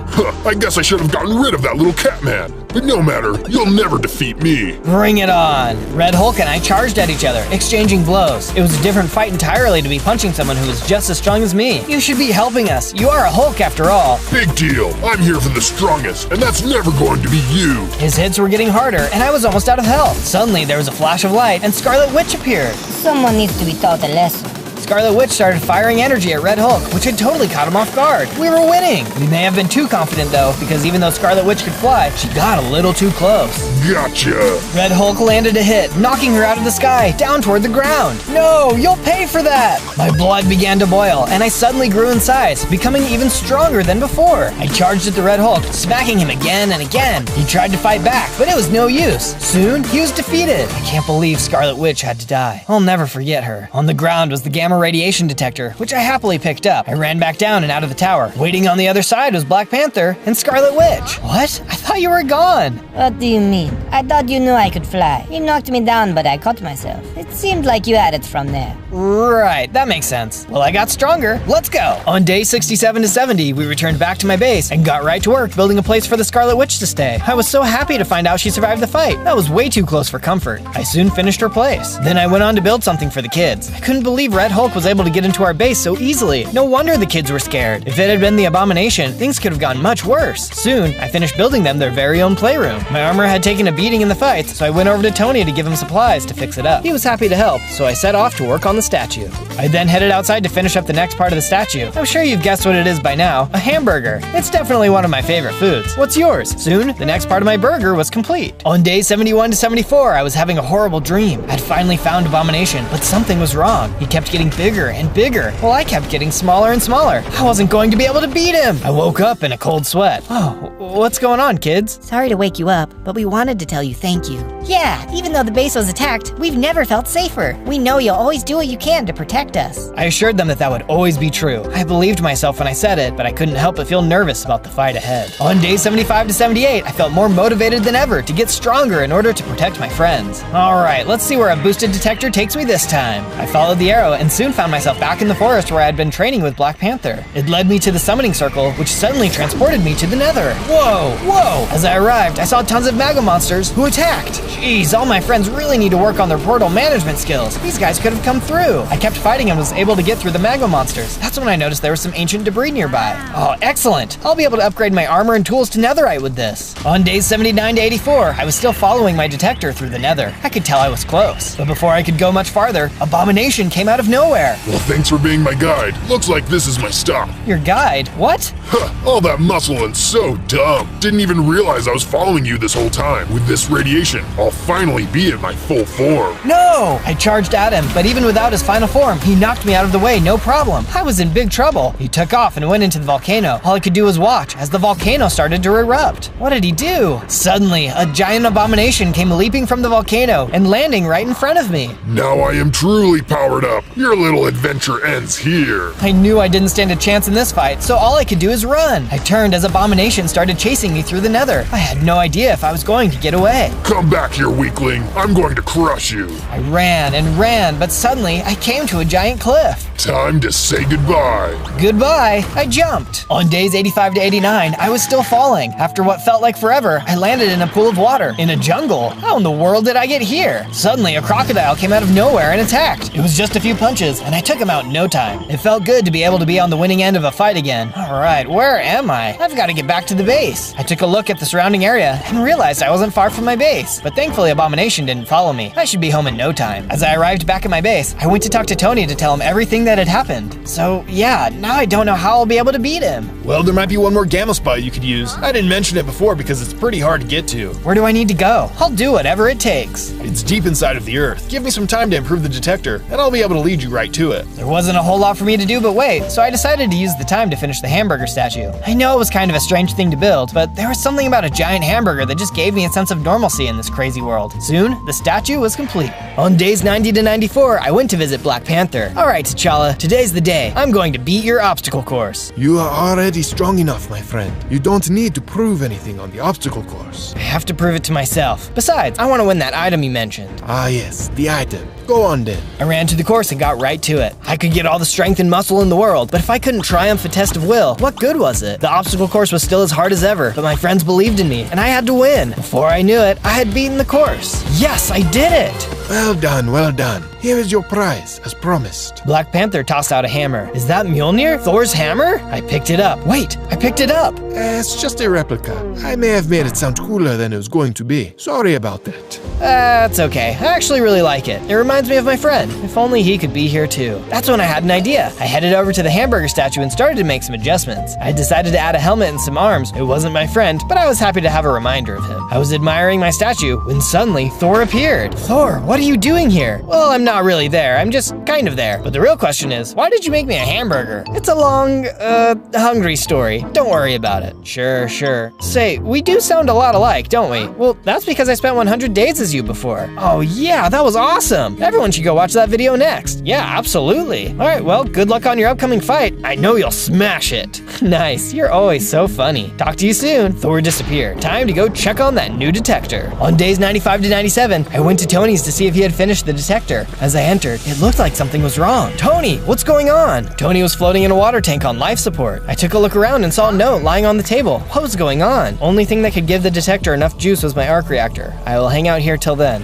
He's risking his life for me to find this. I can't let him down. Before I could leave though, I had to go say goodbye to the kids. They thanked me for giving them a safe place to live and wished me luck in my battle against the abomination. As a final gesture, they gave me a piece of jewelry to remember them by. Now there's just one thing left to do. Using all of the ancient debris I had collected in the nether, I managed to make some netherite scraps. Then I used that to make some netherite ingots. Finally, I was able to upgrade all of my equipment to netherite. On day 98, I had reached the Badlands. The detector had been steady so far, so I knew I had to be getting close. Okay, it looks like this is the spot. Man, how deep do I need to go? Just then, there was a giant, scary bug, and he looked hungry. Buzz off, bug boy. The bug was a vicious little, well, big spider. I had never met something so determined to end me. The only way a bug could be this big has to be because of the radiation. I kept swinging my fist and was eventually able to knock him out. All right, let's level up for the last time. I stepped up to the radiation and nothing happened. What's going on? I'm not absorbing the radiation. That's when I realized I never was absorbing radiation to get bigger. Every time I had gotten bigger, it was because I was angry about a friend being in danger. I took a look at the locket the kids had given me. Inside of the locket was a picture of the kids with their now missing parents. The abomination has taken so much away from everyone I care about. I have to be stronger. I was so angry about it that I started to feel the power flowing into me, and I was about to grow bigger than ever before.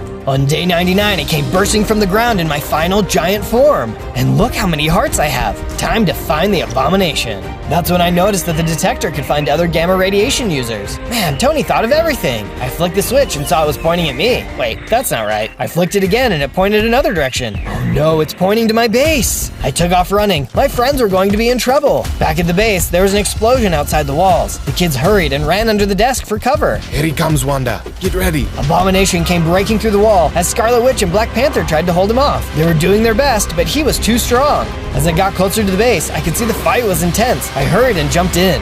Nice of you to join us. Couldn't let you guys have all the fun. How about you two shut it and let me pound you into the ground? We'll see about that. We continued to fight as the abomination exploded more and more of the base. We had to win, but he was too strong. He kept knocking us back. Suddenly, there was an explosion, and the side of the children's room exploded. Help! Oh, now you've got me really angry, and you won't like me when I'm angry. A surge of energy came into me, and I grew even bigger than I thought was possible. Hulk smash! I started swinging, punching the heck out of the abomination. What? How? Where did this come from? The abomination was really backing down now. I punched and punched. Then at long last, he was defeated. Goodbye for good. We took a moment to celebrate our victory. But wait, what about the children? We rushed over to the house and found the kids under the desk. Oh, thank goodness you're okay. They laughed laughed, and cried out of happiness. They gave me a hug and I started to calm down. As I calmed down, I shrunk back to a more normal size. The danger was gone.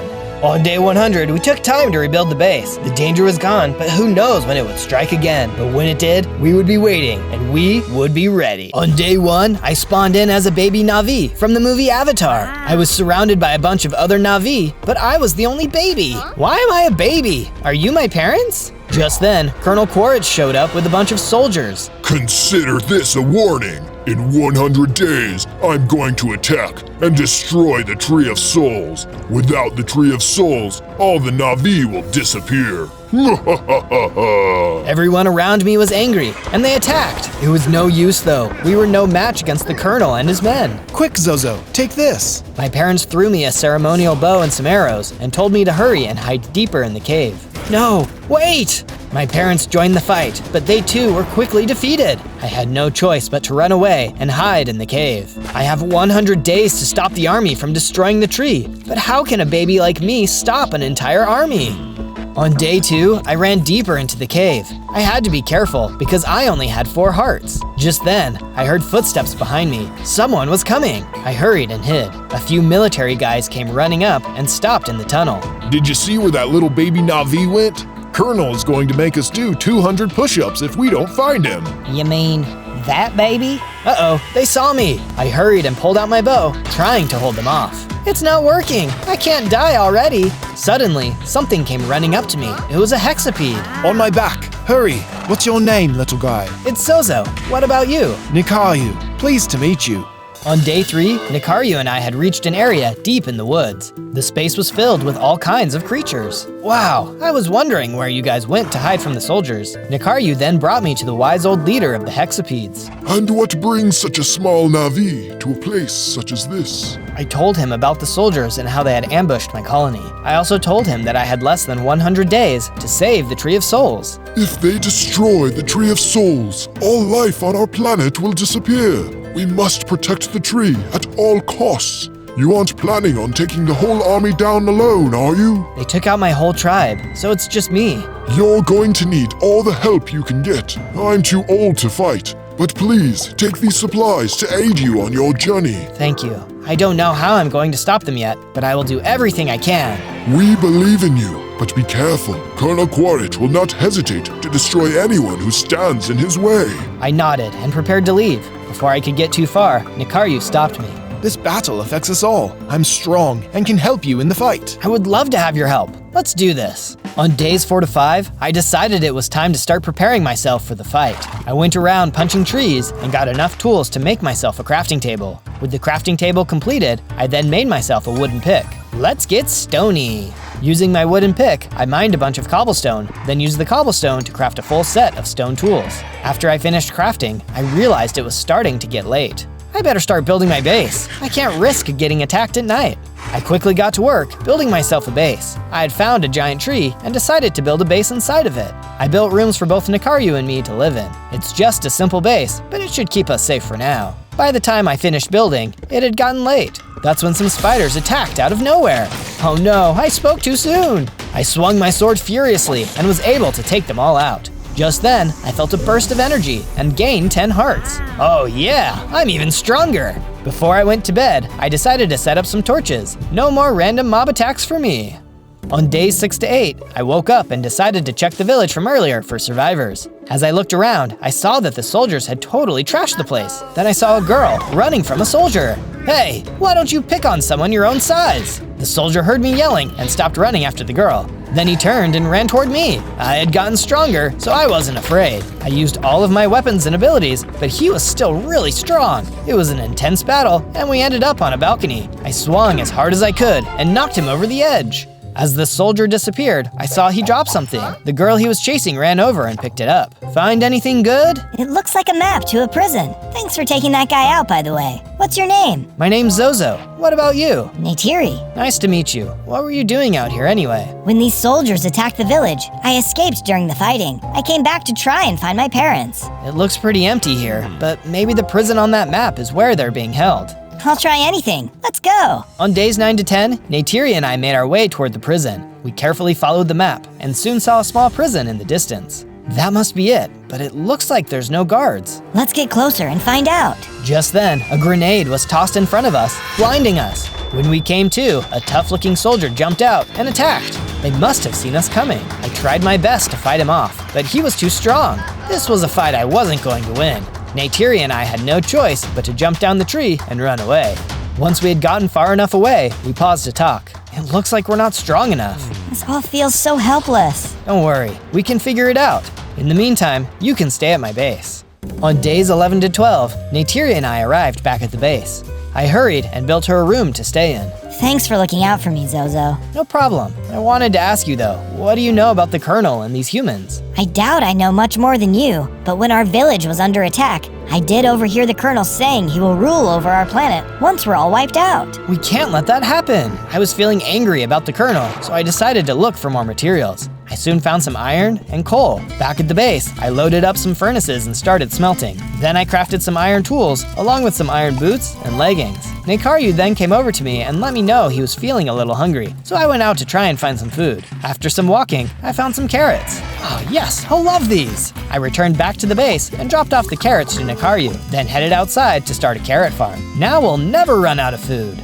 On days 13 to 15, I wanted to get stronger, so I asked Neytiri if she could help. The strongest warriors would train by hunting manticore, but only the adults. True warriors never harm the babies. Okay, I'll give it a try. I left the base and soon found myself in a tundra. The manticore should be close by. That's when I noticed some manticore feathers on the ground. Aha! I must be getting close. I looked a little further when I saw two manticores up ahead, a baby and its mom. I started to sneak toward the adult when suddenly a couple military guys jumped out and took out the baby. Those cowards! They then tried to fight the mom, who quickly took out one of the soldiers. It wasn't enough though, and the other soldier took her down. I rushed in.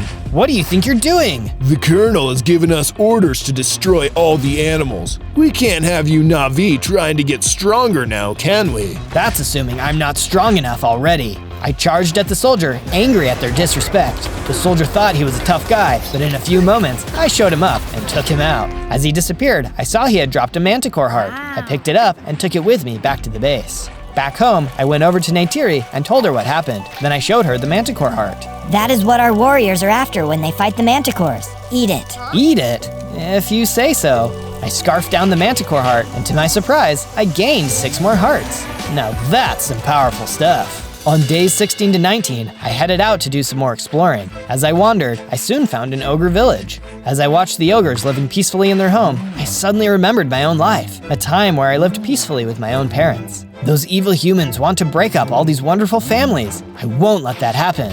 Speaking of which, a group of soldiers had just shown up, and they were attacking the village. The ogres all ran into their homes afraid. It was up to me to help them. Not today, humans! I charged in, using all the weapons I had at my disposal. These soldiers were tough, but with my training and upgrades, I was getting tough too. After a bit, I had won. A dad and his baby ogre came out of their house. He thanked me for defending the village, then offered me a jar to say thank you. Is this a jar of farts? I'll find a good way to put this to good use. Thanks. On days 20 to 22, I started heading back to my base. I was thinking about the jar of farts when I was attacked by a crimson mosquito. How do you like this? I unleashed the jar of farts, which took him out with ease. Well, that didn't stink. Later, I saw some iron ore, which I mined up. Back at the base, I smelted the ore into ingots, then crafted them into a chestplate and sword. With my new equipment, I returned to the prison. Maybe I'd have better luck this time. As I arrived back at the prison, I saw another stun grenade pop out. It was the guard. He fired his weapon at me, but I was able to sneak up behind him and knock him out of the tree. This guy was tough and managed to hit me with a poison dagger, which really hurt. Even though he had grenades and weapons, I was able to get him down to half a heart. Before I could finish him off though, he started to laugh. What's so funny? Whoever you're looking for here is already dead. I suddenly saw a vision of Neytiri's parents being interrogated in the prison. They refused to tell the Colonel anything about the Tree of Souls. Then you will die. Goodbye.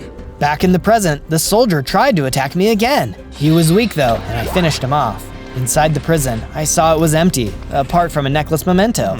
I'll have to take this to Neytiri. Maybe it can help.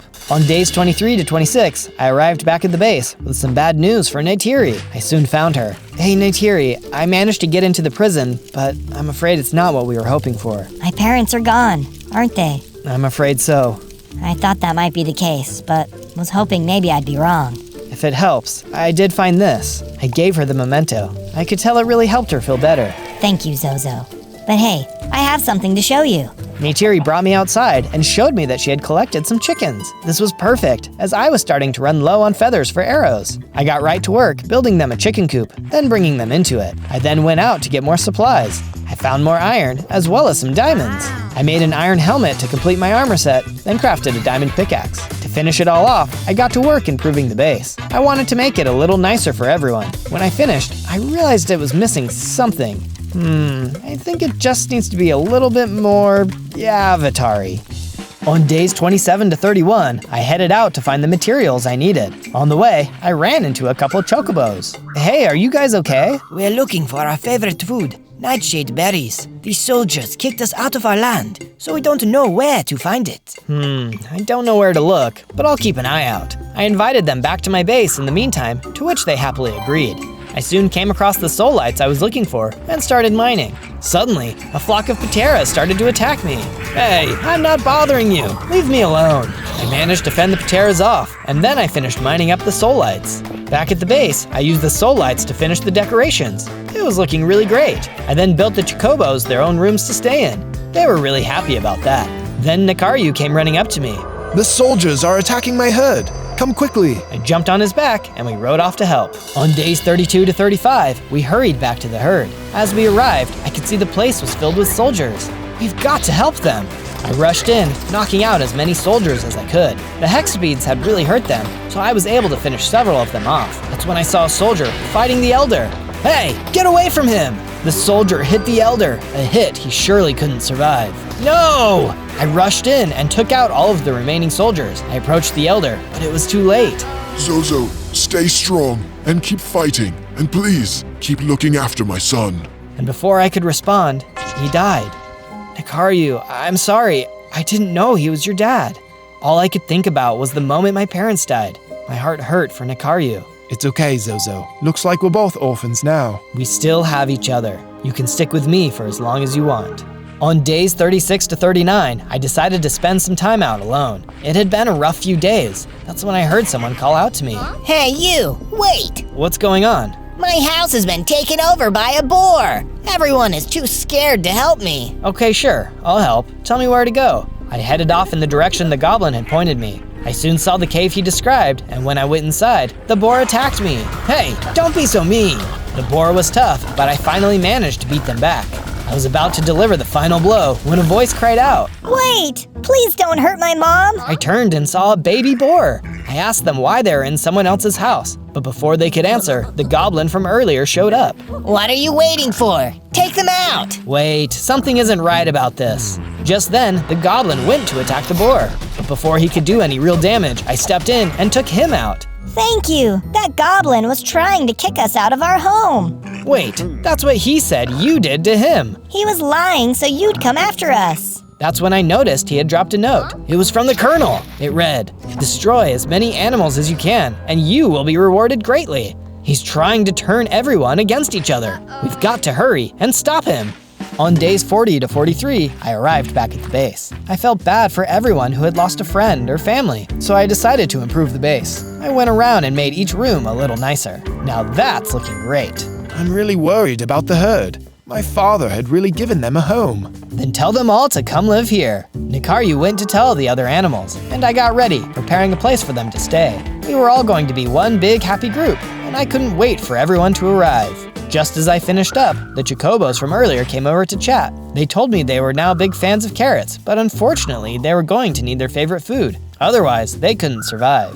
Okay, don't worry guys, I'll find it. They explained what it was and where I could find it, then I hurried off. On days 44 to 49, I arrived in the location that the chocobos had told me about. As I was exploring, I nearly ran into the Colonel. Aha! I knew I would find you here. What do you want? You keep attacking my men and saving all the animals. Stop getting in my way. I'll never stop, not until you're defeated. Good luck with that. The Colonel waved his arm, and a super soldier dropped from a Samson aircraft in front of me. The Colonel chuckled and left us to fight. This was going to be my hardest fight yet. The super soldier was strong, bigger than normal humans, and had attacks I had never seen before. He shot rockets from a tube he was carrying on his shoulder. What lab did this guy crawl out of? I did my best to hit him with my bow, but it didn't seem to do much damage. The arrows weren't working. Looks like it might be time to try something new. On days 50 to 53, I kept fighting against the super soldier. It was time to stop fighting from afar and get up close and personal. Take this! I charged in and started swinging my sword. With me being this close, his rockets were completely useless. Now that he wasn't hitting me as hard, it was only a matter of time. At long last, I delivered the final blow. Looks like I'll be the one fighting another day. As I looked around, I saw the colonel had been watching the battle. I'll be back for you, Zozo. Mark my words. I charged at the colonel, but before I could get a hit in, he threw a stun grenade right in front of my feet. When the smoke cleared, the colonel was gone. I'm the strongest I've ever been, but it's still not enough. I have to get stronger. On days 54 to 57, I remembered I was supposed to be finding the Chocobo's food. At long last, I saw what I was looking for. As I got closer though, I was suddenly attacked by two hammerhead titanotheres. Oh man, I must be on their turf. The two hammerheads were incredibly strong, working together to hit me with their attacks. It wasn't enough though, and I managed to take one out. Uh-oh, looks like the other one is really mad now. The remaining hammerhead charged at me, no longer trying to be strategic. It wasn't much longer, and I had taken them out as well. As it disappeared, I noticed it had dropped poisonous skin. I bet I could use this to make poison arrows. Oh, this will really help me out. I then collected the nightshade berries and headed back to my base. Back at the base, I met up with the Chocobos and gave them the nightshade berries. They jumped for joy and told me that they could now access their special power. Special power? You should have mentioned this before. The Chocobos explained that they can tap into the planet's life force and communicate with those who have passed on, but only for short amounts of time. So, my parents. The Chocobos nodded and then put their head down. There was a glow, and suddenly I could see my parents in front of me. Dad? Mom? It's us, Zozo. We're so proud of you and what you're doing. Keep fighting. We know you can defeat the Colonel. There was another bright light, and they disappeared. Thank you for doing that for me. Now let's win this fight.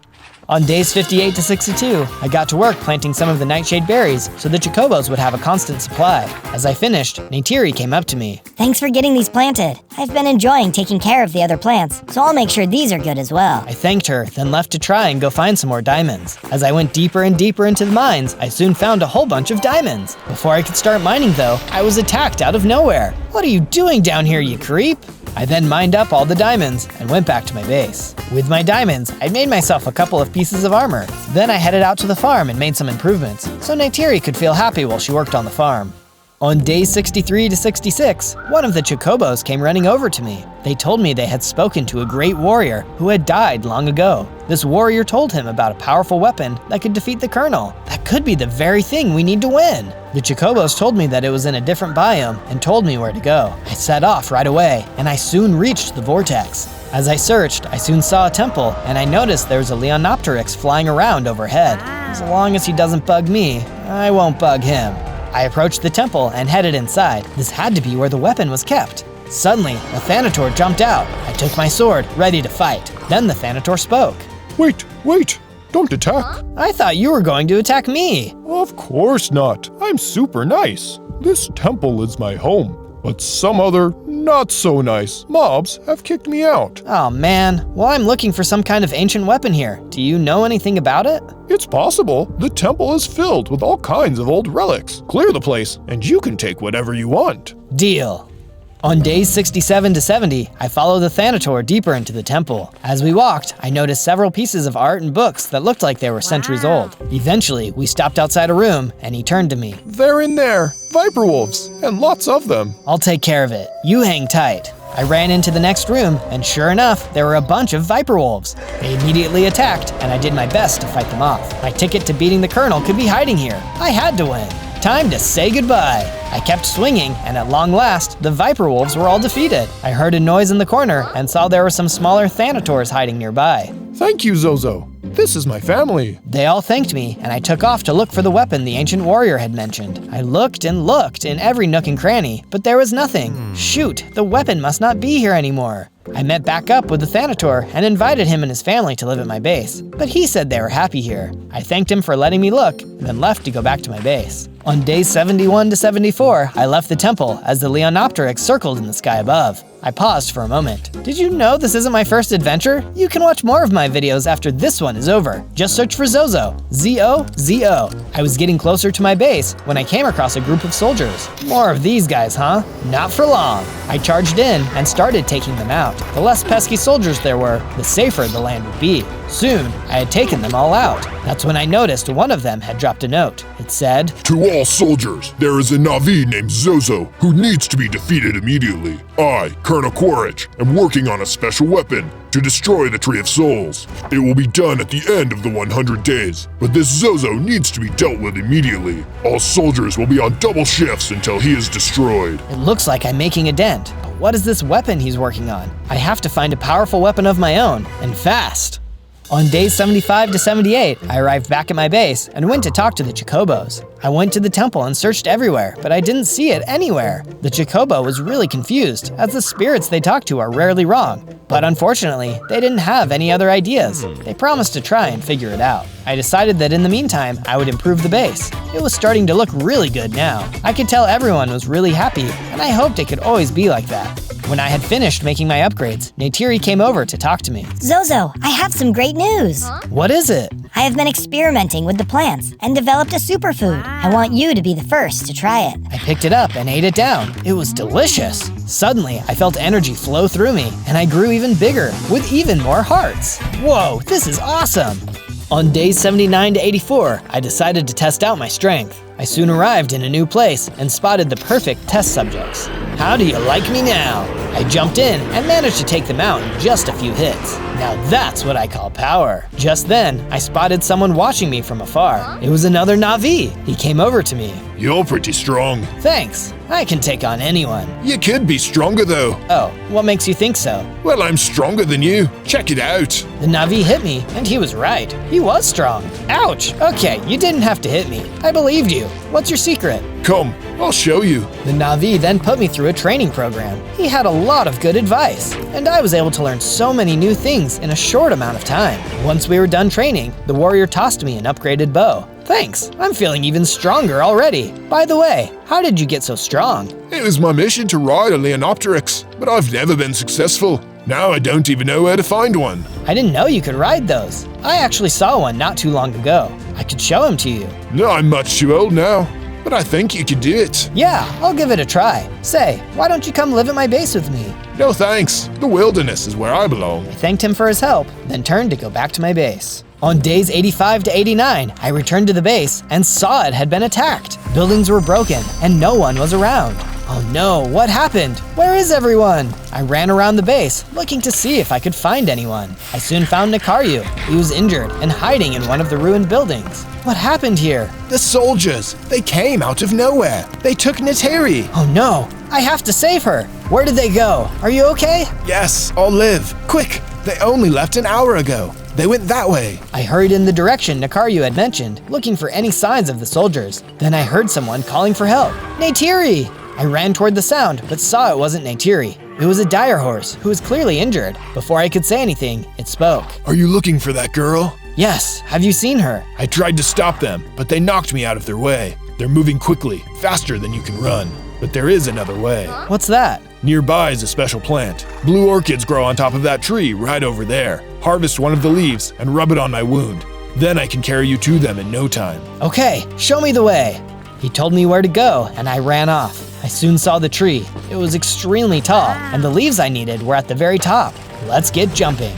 I jumped from branch to branch, doing my best not to fall. At long last, I reached the top and grabbed the leaves I needed. Sometime later, I was back by the dire horse. I applied the leaves, and he immediately hopped up. Hop on, there's still time. On days 90 to 94, the dire horse and I could see the soldiers appear in the distance. There was no time to waste. As we got closer, I could see Neytiri. She was being guarded by a few guards, as well as another super soldier. But this super soldier looked even stronger than the first one. I jumped off the dire horse and told him to get a safe distance away. I faced him. Let her go!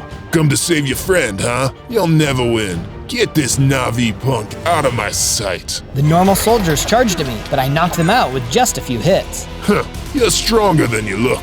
but not stronger than me. The super soldier charged at me, unleashing a special attack. I didn't see it coming, and it did a lot of damage. This was going to be tough. You'll never take our land, our people. I took out my bow and landed a perfect shot, which seemed to disable his special attack. Now the fight was really on. You'll pay for that. On days 95 to 97, our battle raged on. He was madder than ever, now that he didn't have an advantage. Both of our hearts were dropping, and it was only a matter of time until one of us fell. Suddenly, he stepped back. One more hit, and I would win. You think beating me changes anything? I've done my job already. What is that supposed to mean? The Colonel has already completed his weapon to destroy the Tree of Souls. We took the girl to take you out of the game. You're too late. No! I jumped toward him and destroyed him for good. Then I noticed he dropped something. With this, I can do his same special attack. I quickly freed Neytiri. Hurry back to the base using the Dire Horse. I'm not strong enough to defeat the Colonel yet, but I think I know what I need to do. Neytiri nodded and ran off to find the Dire Horse and get back to the base. I don't know if this is going to work, but I'm crazy enough to try. On day 98, I rushed back to the temple. The ancient warrior said this was the location of the weapon, but he never said it was inside of the temple. I looked up at the Leonopteryx. If I can tame it, I'll finally be able to be the ultimate warrior. The Leonopteryx kept flying around, ignoring me completely. I thought about it for a moment, then pulled out my bow. I aimed and fired. The arrow was a direct hit. The big bird let out a screech and headed right at me. Oh boy, I may have really stepped in it this time. The bird swooped down to hit me. I jumped to the side and tried to get on its back. I was close, but missed. Shoot, I've got to keep trying. The bird was interested in attacking me now, and I did my best to avoid it. Sometimes it hit me, but most of the time I was able to land on its back. Finally, after several attempts, it worked. Got you. The Leonopteryx was mad at first, flying around like crazy, but soon it recognized it had lost, and soon it was smooth sailing. We bonded through the flight and soon landed back on the ground. I hopped off as the bird flew away, and suddenly I felt the power flow through me, and I leveled up into my biggest, final form. At long last, I'm ready to take this Colonel down. On day 99, I returned back to the village where it all began. The Tree of Souls was nearby. I passed through the tunnels I had run through nearly 100 days ago. I had grown so much since then. Suddenly, there was a flash of light, and I could see my parents standing before me. I was so close to the Tree of Souls, it made it possible for them to show themselves to me. Mom, Dad. Great job, Zozo. We've been watching your journey and are so proud of everything you've accomplished. Thank you. I just wish I could have saved you too. Don't worry about us, son. Everyone on the planet is counting on you, but we know you can stop the Colonel and save our way of life. I will do my best. We will be watching and supporting you. Do not lose hope. There was another flash of light, and they disappeared. I soon emerged from the tunnel into a large cavern. I could see the final tunnel to the Tree of Souls, but an army of super soldiers were blocking the path. Oh no, how could I possibly get past all of them? You won't be alone. I turned and saw Nikaryu, along with all of the friends I had made along the way. We will distract them. You go for the Colonel. I don't deserve friends as great as you. We don't deserve a friend as great as you. I smiled and thanked them for being my new family. It was going to be a tough fight, but it was for our home. Everyone ready? Attack! My friends charged at the super soldiers, who were shocked to see that they were the ones being overpowered. As they fought, I saw a chance to run through the tunnel. I took it and headed in. Hopefully my friends could stay alive long enough for me to take the Colonel down. On day 100, I entered another large cavern. In the center of it was the Tree of Souls. It was still standing, but the Colonel was in a mech suit, shooting it with energy beams. Colonel, it's over. I'm here to stop you for good. You'll pay for the lives you've taken. Stop me. Can't you see you're too late? This weapon can't be stopped, especially by a weakling like you. You'll have to destroy me first. I've spent 100 days developing this weapon. That will be easy. The Colonel then turned and fired his beam at me. It landed near me, causing an explosion. The explosion knocked me to the side, causing a lot of damage. I hurried and got out my bow, firing off arrows as fast as I could. I got some hits in, but it looked like it wasn't doing much damage. Arrows? Really? Do you see what you're up against? Give up now, and I'll let you stay alive as my pet. I'll never stop fighting! He shot off a beam again, this time hitting me. It nearly took all of my hearts. I ran and hid behind some rocks so that I could hurry and heal up. See what I mean? You have no chance, cowering like a small child, because that's what you are. Just then, I saw a wood sprite land near me. A wood sprite? It's a pure seed from the Tree of Souls. I could tell it wanted something with me.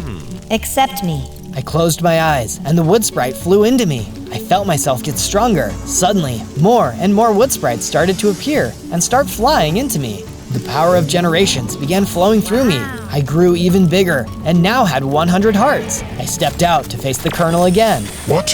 How? You failed to understand the world around you, and so now you'll fail to defeat me. The Colonel yelled and started firing his energy beams at me. They still did some damage, but I barely felt a thing. I charged at him, sword in hand. I jumped into the air, slamming my sword down on top of him. His suit exploded, and he was destroyed. The world was safe once more. I celebrated with my friends. If anyone else tried to hurt us again, we would be ready. On day 1, I spawned in as Monkey D. Luffy, the rubber boy with a straw hat. Yo ho ho, I'm going to be the future king of the pirates. But it looks like I'm just a little kid for right now. At least my dreams are big. I gotta go find some good food to eat so I can grow up to be super strong. But there's nothing around this village but coconut trees. Whoa, a storm is rolling in. I better take cover. Is that a lightning bolt or a person? That's ye straw hat, Zozo. I be Captain O'Kilowatt, and you've had the misfortune of washing ashore of me island. Here you will be doomed to wander the many dangerous terrains in search of me greatest buried treasure. If ye succeed within 100 days, ye may keep what ye find. But if ye fail, ye will never be allowed to leave. Buried treasure? Well, Monkey D. Luffy is a pirate, so that treasure is as good as found. Ye had better hope that you find it, or ye will never voyage on the sea again. Challenge accepted, you stormy scallywag. Good luck, Zozo. You'll need it. Captain O'Kilowatt laughed evilly and rained down lightning on the village, so I ran for cover. He attacked several houses and even wiped out the villagers. Talk about no mercy. I have no idea how big this island is, but I'm going to scour every block of it until I find that buried treasure. The dangers ahead are completely unknown, but I will face them with a bravery suited for the future king of the pirates. On day 2, I started to explore the nearby tropical forest. I have 6 hearts right now, so I need to stay in the least dangerous areas for right now. Who knows, maybe the buried treasure is in the easiest place to find it. That would be one crazy trick, wouldn't it? Oops, did I say this forest wasn't dangerous? What I meant to say was, it's filled with ghosts. Somehow, they kinda look familiar. Are you guys the ghosts of the villagers from back there? Yes, we are. Why couldn't you have been hit by that lightning instead of us? Just lucky, I guess? Not for long, Zozo, because we ghosts are going to haunt you. Oh no, I can't punch ghosts, and I don't have any weapons that can affect them. I gotta run to safety. Ah, get away from me! All of a sudden, I saw something swoop down from above. It picked me up and carried me away from the ghosts. When I got my bearings, I saw that I was at the top of a tall tree. There was a bird with a colorful beak in front of me. Were you the one who saved me? Yes, sir. I'm Stan. Stan the Toucan. And whenever there's someone in trouble in this tropical forest, I come to the rescue. That's cool, man. I'm Zozo. Want to join my pirate crew? Sure can, man. Every great pirate needs a bird sidekick after all. I'm looking for the buried treasure of Captain O'Kilowatt. Do you know anyone who can help? I just might. Follow me. On day 3, Stan the Toucan took me to a small workshop among the trees. Wait until you meet my friend, Titus the Armorer. He makes all sorts of useful items. Sweet! An armorer could be useful to have on my pirate crew. Yes. He could make me items and gear fit for a pirate king. I looked around and saw lots of really awesome armor. Did you make these all by yourself? Sorta kinda, my good pirate. I do the crafting, but it takes brave adventurers like yourself to gather materials for me. I've had loot brought to me from all the terrain on this island, and I always take what I'm given and make it into something better. Neat! I've accepted Captain O'Kilowatt's challenge, so I'll be visiting all of the terrains myself. What can you tell me about them? Well, the main ones are the ancient ruins, the Cloud City, and the Misty Maze. Nobody who has looked for Captain O'Kilowatt's treasure has ever found it. But there's plenty of rare items I can make for you, if you bring me back stuff from each of them. So, you're saying I should visit each of those 3 terrains in the next 97 days if I want to have a chance at winning? Pretty much. I set off for the terrains without a moment's delay. Luffy never passes up a chance to adventure. He also never travels without his crew, so I took Stan the Toucan with me. On days 4 to 5, I was still in the tropical forest, so I made sure to gather wood from the trees.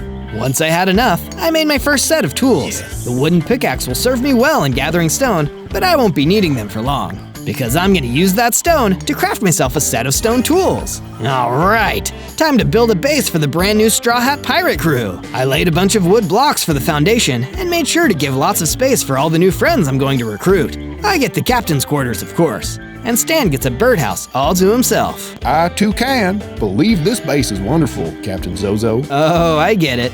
2 can. Well, 2 can play that game, Stan. Very funny, but leave the puns to me, won't ya? Gotta put a kitchen in here, too. I may not have a chef on my crew yet, but I am starting to get really hungry. While I was placing down the chests, I saw a strange item fall out of a tree. Say, isn't that the gum-gum fruit? It is! Not only did it fill up my hunger bar, it also made me stretch out like a crazy rubber boy, and I grew to the size of regular Luffy. I've got 9 hearts now. With that much health, I'll be able to last much longer in a fight with mobs now. I'm that much closer to becoming the king of the pirates. Yo-ho-ho! On days 6 to 8, I was on my way to the ancient ruins when I saw a flock of giant penguins. How adorable! Except, they didn't seem friendly at all, because they were chasing someone down, and it looks like another human. And look, they're wearing an enormous chef's hat. Well, now I gotta help. I was so mad that I started smoking, and my skin turned red with anger. Now my fists are stronger than my sword. Looks like the gum-gum fruit I ate earlier gives my punches extra knockback, and I'm going to need it because these penguins totally outnumber me. I need to hit them quickly and then dodge. If they surround me, I'm dinner. With a gum-gum powered punch, I took down the biggest one and the others retreated. March back home, penguins. Don't mess with the future king of the pirates. You okay, chef? Thanks to you, I am. But how did you know I was a chef? Just a lucky guess, based on the fact that you are wearing this slightly oversized chef's hat and a chef's apron. You got me. I am a chef, named Skylar. I'm going to the ancient ruins to find a spice that can really cook my cooking up another notch. Wanna come with? I could really use a bodyguard. Sure, I'm headed there myself, looking for treasure. Personally, I think food is the greatest treasure of all. I like both treasure and food, for different reasons, of course. I can't eat gold. Or can I? You really shouldn't try to eat gold. It's not food. I'll take your word for it. You are the chef, after all. On days 9 to 10, I arrived at the ancient ruins, the first of the dangerous terrains that I must explore to complete the challenge. Before going any further, I decided to consult my loyal crew. So, Stan, Skylar, are you excited to explore the ruins? You know it, Captain Zozo. Excited? No. Eager to find the ingredients? Yes. Remember, this place is dangerous. What are you so worried about? It starts with that giant dinosaur right behind you. I thought these guys went extinct years ago, but it seems like I might be the extinct one if I don't get out of here. Ouch! That bite took away a lot of hearts. If only I knew how to use all of my different gum-gum powers. Skylar has a weapon, but even together we're no match for this dinosaur. We've got to run away and fight another day. My crew and I ran away from the ancient ruins. Captain O'Kilowatt wasn't kidding around when he said these terrains were dangerous. And this one was only the first one. That was pretty brave back there, Zozo. Even if you didn't win. My hunger meter was getting low again, so I decided to go back home and grab a bite to eat, which would be a lot easier now that I had a chef on my pirate crew. On days 11 to 12, I made sure that Skylar felt right at home as the head chef of the new Straw Hat crew. I built her a small house and made the food preparation area even bigger. To make sure we had plenty of ingredients, I also constructed an outdoor farm and a flower garden where we could grow plants and made pens where we could keep animals for meat. Of course, no pirate base would be complete without a flag to tell intruders who we are. The Skull and Crossbones mean business. Yarr!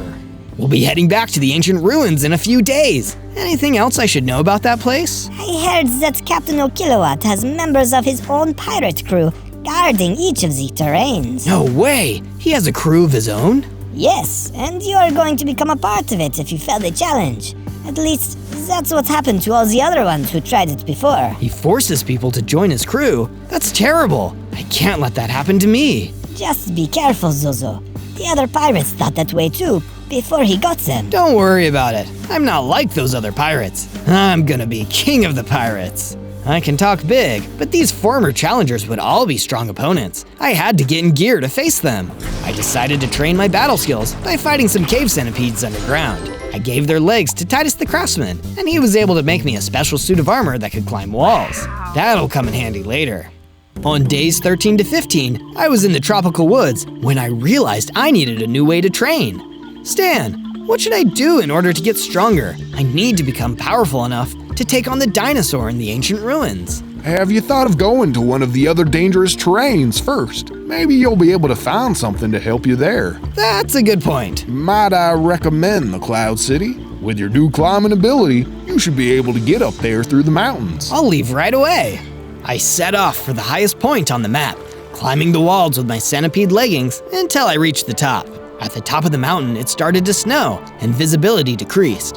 But wow, this place is amazing. There was a bridge connecting the Cloud City to the top of the mountain. Who knew there were materials that could be used to build buildings on top of clouds? I'm definitely gonna have to take some of these special blocks back with me. I better grab them fast because I can hear something inside the city. It looks like I've got company. An ice gas is flying towards me. So you must be Captain Zozo. I'm afraid you won't find any treasure here. Are you a member of the Kilowatt crew? Yes, I am Ghastly Gust, the keeper of Cloud City. My wind powers will blow you away. I could feel Ghastly Gust attempt to launch me off of the mountain, but I didn't give in. This was a fight I had to win if I was going to complete the challenge. The Ghast had ice ball firing abilities, which trapped me in ice and slowed me down, while also hurting me. With my Gum Gum abilities, I was able to stretch upwards and reach the gas. This way with my punches, I pummeled Ghastly Gust. When I took him down, he dropped some sort of weird key. I wonder what this opens. During the fight, it seemed like I had achieved a new level of strength. I decided to return to the base and placed one of the cloud blocks on the ground. Nothing happened. Oh, this thing is broken. I want a refund. I started jumping on it, and I suddenly leveled up. Sure enough, I was faster, stronger, and could jump 2 blocks higher. Whoa, I've gone to 2nd gear. In this most powerful form, I have 21 hearts. The training was a success. On days 16 to 19, I went to explore the Misty Maze. Since I had defeated a member of Captain O'Kilowatt's crew at Cloud City, I figured I could do the same here. True to its name, the Misty Maze was easy to get lost in. There were also skeletons everywhere, which is never a good sign. Speaking of signs, I found a mysterious note inside of the treasure chest along with another key. The note said, I have searched throughout every corner of the Misty Maze, and there is no trace of Captain O'Kilowatt's buried treasure. I did find this key though, so whoever finds this treasure chest might have a chance to use it. What were these keys? It looked just like the one the Ghastly Gust dropped. Suddenly, I was attacked by the skeletons. They must have been guarding this treasure chest for Captain O'Kilowatt. Take this! You can't stop 2nd gear. I found my way out of the maze with the key in hand. On days 20 to 22, I went to the beach on the edge of the island and fought some aggressive walruses. They weren't that tough now that I had gotten stronger, so I was able to gather their tusks as material. I mined some pearl blocks so I could trade it to the craftsman in exchange for a better helmet and boots. Here you are, Zozo. New and improved armor for a pirate captain. Thanks, Titus. With stronger defenses, I went back to the ancient ruins. I had the feeling that I could find a 3rd key there. The dinosaur last time was still roaming around, but I was geared up in more ways than one. I made short work of it. Wow, I really have gotten stronger. But not strong enough. Who are you? I am Anubis, the true guardian of the ancient ruins.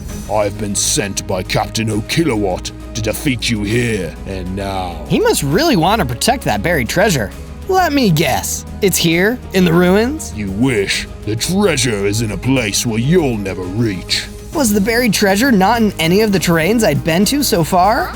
Just then, Anubis was struck by a lightning bolt. It was Captain O'Kilowatt.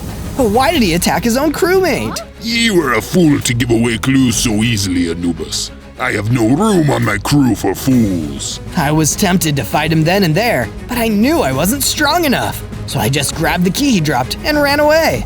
On the way out of the ruins, I grabbed some spice from the ground. Just what Skylar was looking for. On days 23 to 26, I returned to the base with all 3 keys and also the spice for Skylar. Thanks, Zozo. Now I can complete my ultimate recipes. Let me know if you make anything with meat in it. You still have to catch some animals if you want a meal to happen. Well, you're the boss, Skylar. No, I am the chef. You're the boss. I thought I was the captain. With the previous dangerous terrains unguarded, I could now gather materials from all of them. But first, I went into the cave to mine some iron ore so I could upgrade my stone tools to iron ones. That way I could mine even deeper. Just because I know there isn't treasure doesn't mean I shouldn't dig. I decided to go back to the ancient ruins where there are stone brick blocks. These are perfect for building a sturdier wall. And now, I was even able to build floating buildings just like in Cloud City. Borrowing some of the designs I saw in the Misty Maze, I created a series of secret passages that could be used to mislead any enemy pirates who tried to sneak into the base. Skylar came out of the house to give us a leash to help with the animals. I could use it for capturing animals, and I made sure to gather up some of the tastiest creatures I could find. I buffed up my defense by building a wall out of the strong blocks I had found. Even though the base was coming along great, I still wondered what to do with the 3 keys that I had gotten from fighting Captain O'Kilowatt's crew. I'd have to explore the island tomorrow and see if there was a way I could use them. On days 27 to 31, I traveled to a part of the island I had never been to before. It was a valley covered in smog. I wonder where it's all coming from. Even though it was hard to see, I could sense somebody sneaking up on me. Who's there? A pirate I had never seen before stepped out of the smog. Oh no, I've been found! Forgive me, Captain. It's okay. I'm not going to hurt you. Probably. Who are you? My name is Jovi the Ice Pirate. I'm a member of O'Kilowatt's crew, but I can't stand by and let him imprison other pirates anymore. You should come back to base with me. It's much safer out there than hiding in this smoke cloud. Okay, I'll bring my special materials as well. They can only be found in this valley. Jovi went to mine some of the material, and I left the smog valley with him to return to the base. His special material, bronze dragon scales, were perfect for crafting an even stronger suit of armor. In the meantime, I added another tower to the base, and of course, more pirate flags. I also gave the outside of the wall a decorative wooden layer to make it look more like a pirate ship on land. Wow, that's perfect! Then Jovi came walking up to me and gave me a few samples of the bronze dragon scales. Now to go see Titus about that armor.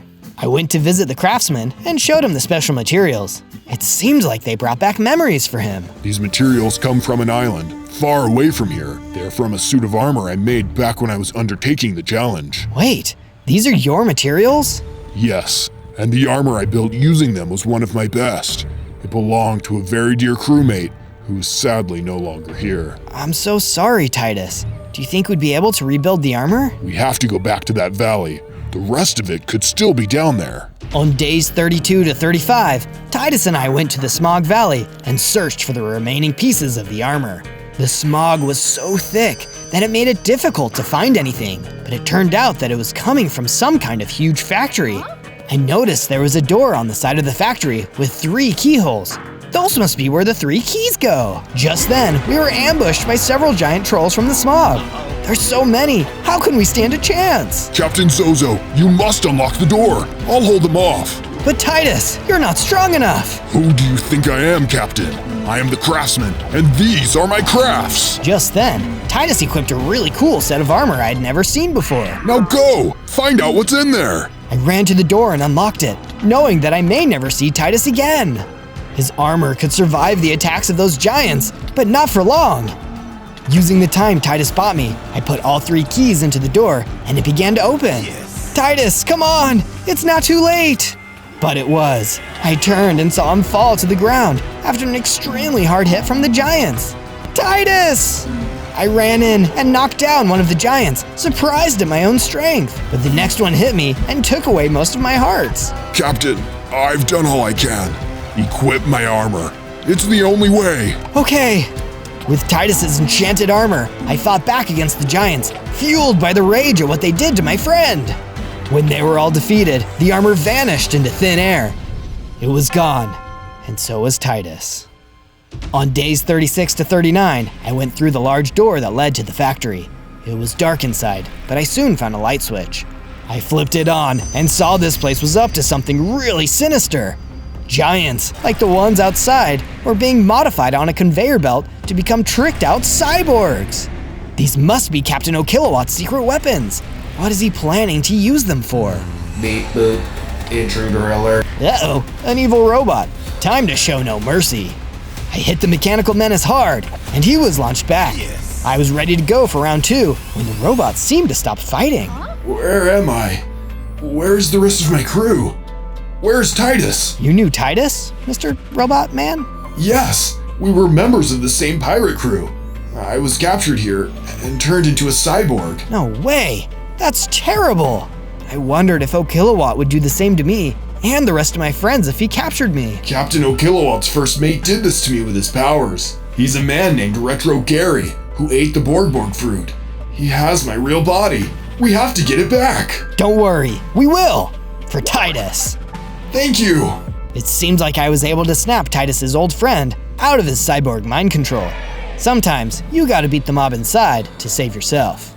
On days 40 to 43, I built a memorial to Titus on the front of my base. Rest in peace, legendary craftsman. You did everything you could, Zozo. Thanks, Stan. This base is the safest place on the island now. We should let some of the good people from Cloud City live here. Good idea! I built some more floating dwellings inside the walls of the base. That way, the Cloud villagers could live the way they were used to. We went to the Cloud City to invite the friendly Cloud villagers to come live with us, and they agreed. There are so many people living at the base now, and all of them are counting on me to find the treasure. I can't let anybody down. I promise I'll become the king of the pirates.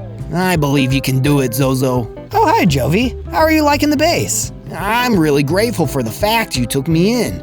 I also thought I should tell you where you can find more of those materials I brought with me. You mean the pieces of Titus's armor? Yeah, there's more of it at my old hideout near the Smog Valley. It's in a badland where Captain O'Kilowatt tests his lightning powers. Sounds like I'll need to be careful, but it means getting the rest of those materials. I have to do it. For Titus! If I could complete that armor, I'd be able to face Captain O'Kilowatt and his secret weapons with my friend's ultimate work. I prepared for a journey to the Badlands. On days 44 to 49, I traveled to the Badlands. Lightning strikes had destroyed this place. There were no mobs anywhere, not even friendly ones. But there was Captain O'Kilowatt. He was practicing his lightning strikes, just like Jovi said. I see you there, Zozo. You're almost halfway out of days to complete my challenge. Are you sure you want to take me on now and cut it short? I'm only here for the rest of Titus's armor, O'Kilowatt. I'll deal with you later. Oh, how brave. But I'm afraid you have misunderstood whose armor it is. I am the one who controls the island, so everything on it is mine. I have already gotten those materials for myself, and I'm going to use them for my secret weapons. You mean those cyborg giants? Yes. In fact, I have a prototype for you to play with right now. Enjoy, Straw Hat Zozo. Captain O'Kilowatt disappeared by summoning lightning on himself, and one of those giant cyborgs showed up, armed with special futuristic enchantments. I was not going to back down.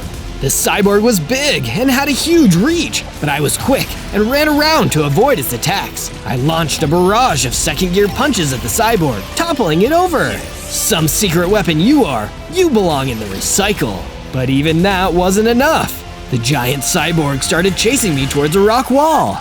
On days 50 to 53, I was backed into a corner. The giant cyborg was still attacking me in a canyon. I climbed up the wall with my centipede leggings and dropped down to strike from above. Gum Gum Battle Axe! That one looked like it did some real damage. I had to keep going while I had the advantage. The mob was really strong, but I managed to knock it out with some more punches. Man, that was just one of those secret weapons. If more were unleashed, I don't know how I could win. I need to go home and eat some good food. I couldn't worry about that now though, because the giant had dropped some of Titus's armor pieces.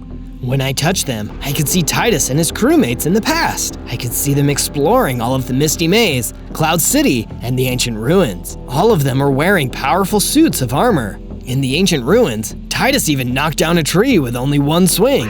That's how strong he was. It seemed like they almost defeated Captain O'Kilowatt back in the day, but Retro Gary helped out and turned Titus's friend into a robot. He destroyed the armor, and using a slingshot, he scattered the pieces of it throughout the Badlands and the valley. I had no idea Titus had been holding on to so much sadness. I'll make sure to complete the challenge so that nobody will ever have to face a defeat like that here again. On days 54 to 57, I made my way back to the factory to see if I could learn any more from Titus's robot crewmate. When I arrived on the inside and flipped the switch, I saw that a bunch of the giants had broken the conveyor belt and started to run free. This is probably bad for Captain O'Kilowatt in the long run, but it's bad for me right now. Those giants seemed really angry. Looks like you could use some help. Thanks, Robo-Man. A friend of Titus is a friend of mine. Working together, we managed to defeat the ordinary giants. They dropped some kind of giant power-up too. I suddenly grew bigger and became Luffy, 3rd gear. Yo-ho-ho! It looked like I arrived at the factory just in time too, because the conveyor belt was filled with the rest of the armor shards. I wore these once, when I was fully human. They belong to you now. Thanks, Robo-Man. I promise to get your body back. When I finally made it back to the base, I went to Titus's chest and picked up the last armor pieces I needed. In the chest, I also found Titus's hammer. I went to the crafting table, and doing the best I could, I put the special armor back together. Somehow, it felt like Titus was watching over me, guiding me through the crafting process. I swung the hammer over the pieces on the crafting table, and the recipe was complete. I equipped the armor, and it looked like it would protect me really well. Almost a bit too much. The helmet provided so much protection, I could barely see out of it. Maybe for now I'll take the helmet off. I like being able to see where I'm going. Now that I had put on the restored suit of armor, I saw another vision of the past.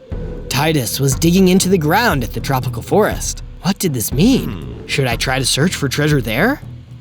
On days 58 to 62, I stocked the animal pens and loaded up the farm with all the delicious ingredients I found while exploring. Onions, rutabaga, sweet berries, and beetroot.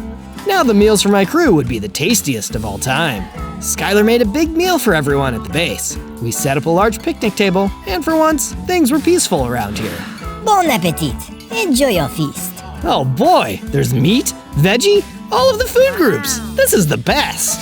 After dinner, I decided to mine so that I could have powerful tools to match my new set of powerful armor. Since one of my moves is called Gum Gum Battle Axe, I figured along with the rest of the tools, I could craft a diamond battle axe to use for chopping wood and enemies alike. They'll never see this coming. I decided to have the inside of the base look like a pirate ship to match the outside, and lined all the inner walls with dark wood. I made sure to keep lots of chests around to fill with gold. Can't have a pirate base without any treasure of our own. When all of this is over, I'll have O'Kilowatt's treasure in here too. On days 63 to 66, I went back to the tropical forest with Stan to see if maybe we could find the spot where Titus had been digging in the flashback. I don't see anything that looks like that place. What about you, Stan? Why are you asking me? I didn't see the flashback. Oh, yeah, right. You did say he was digging, so maybe you should try that hole over there. This looks a little deeper than the… Whoa, I'm falling in! I tumbled down into the shaft, leading deep down below the ground. If I hadn't caught myself with my wall climbing, that might have been it. But look at this place. There's a huge, empty chamber lit by torchlight. That's weird. It feels like there should be something in here. I dug around on the floor and found an unusual sarcophagus hidden among the rocks. It flung itself open, and out came a mummy. Back off, you gift-wrapped meanie! Thank you for setting me free. I've been trapped inside that box ever since my captain lost this island's challenge. Oh, sorry. I thought you were going to attack me. Say, what was your captain's name? His name was Captain Anubis. I was the most loyal member of his crew.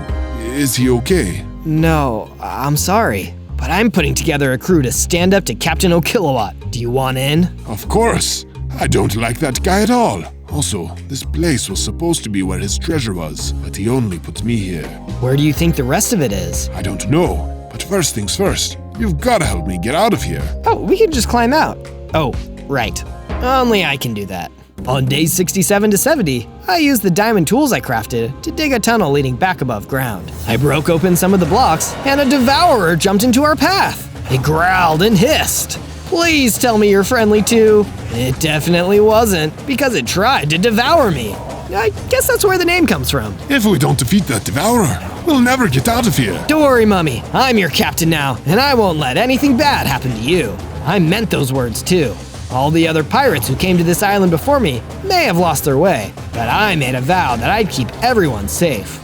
That's how I'd become the king of the pirates, and no devourer would stop me. After I finished it off, the mummy and I continued our progress towards the surface. No other mobs showed up to attack us, so the rest of the journey was easy. Before I knew it, we were back near the top of the hole inside the tropical forest. Stan was waiting for us, and he seemed happy to see that I survived. Great to see you, Captain Zozo. But who's that mummy guy with you? I was once part of the crew of Anubis, but after seeing the bravery of Zozo, I've decided to join up with you guys. Well, the more the merrier. We all went back to the base together and had another delicious dinner to celebrate our crew getting even bigger. It was great to see so many people joining the team. I couldn't help but feel like we were all becoming one big happy family. On days 71 to 74, I was in the Badlands when I saw smog was everywhere again. I decided to take a look around. It's kinda hard to breathe in here, but this looks just like the smog in the valley where I found that factory. That must be important. But what's even more important is that you find more of my adventures by searching ZOZO in the YouTube search bar. I walked for a long time before I saw exactly what I expected. Another factory for making those cyborg giants. I might have stolen back the armor pieces, but it seems like Captain O'Kilowatt still hadn't given up on his plan. And there he is. I'll have to take him on. Foolish pirate! Have you forgotten that I train here? Taste me lightning! He started hitting me with lightning bolts. The armor was helping me avoid the worst of it, but he was too fast for me to get a lot of hits in. I realized I was still too weak to beat him, so I hightailed it out of there.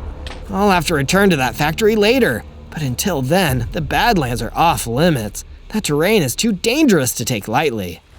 On days 75 to 78, I was back at my base and doing some more work on the interior, mostly by making the dining room bigger and more decorated. This is the place where everyone eats together, so it's gotta look nice.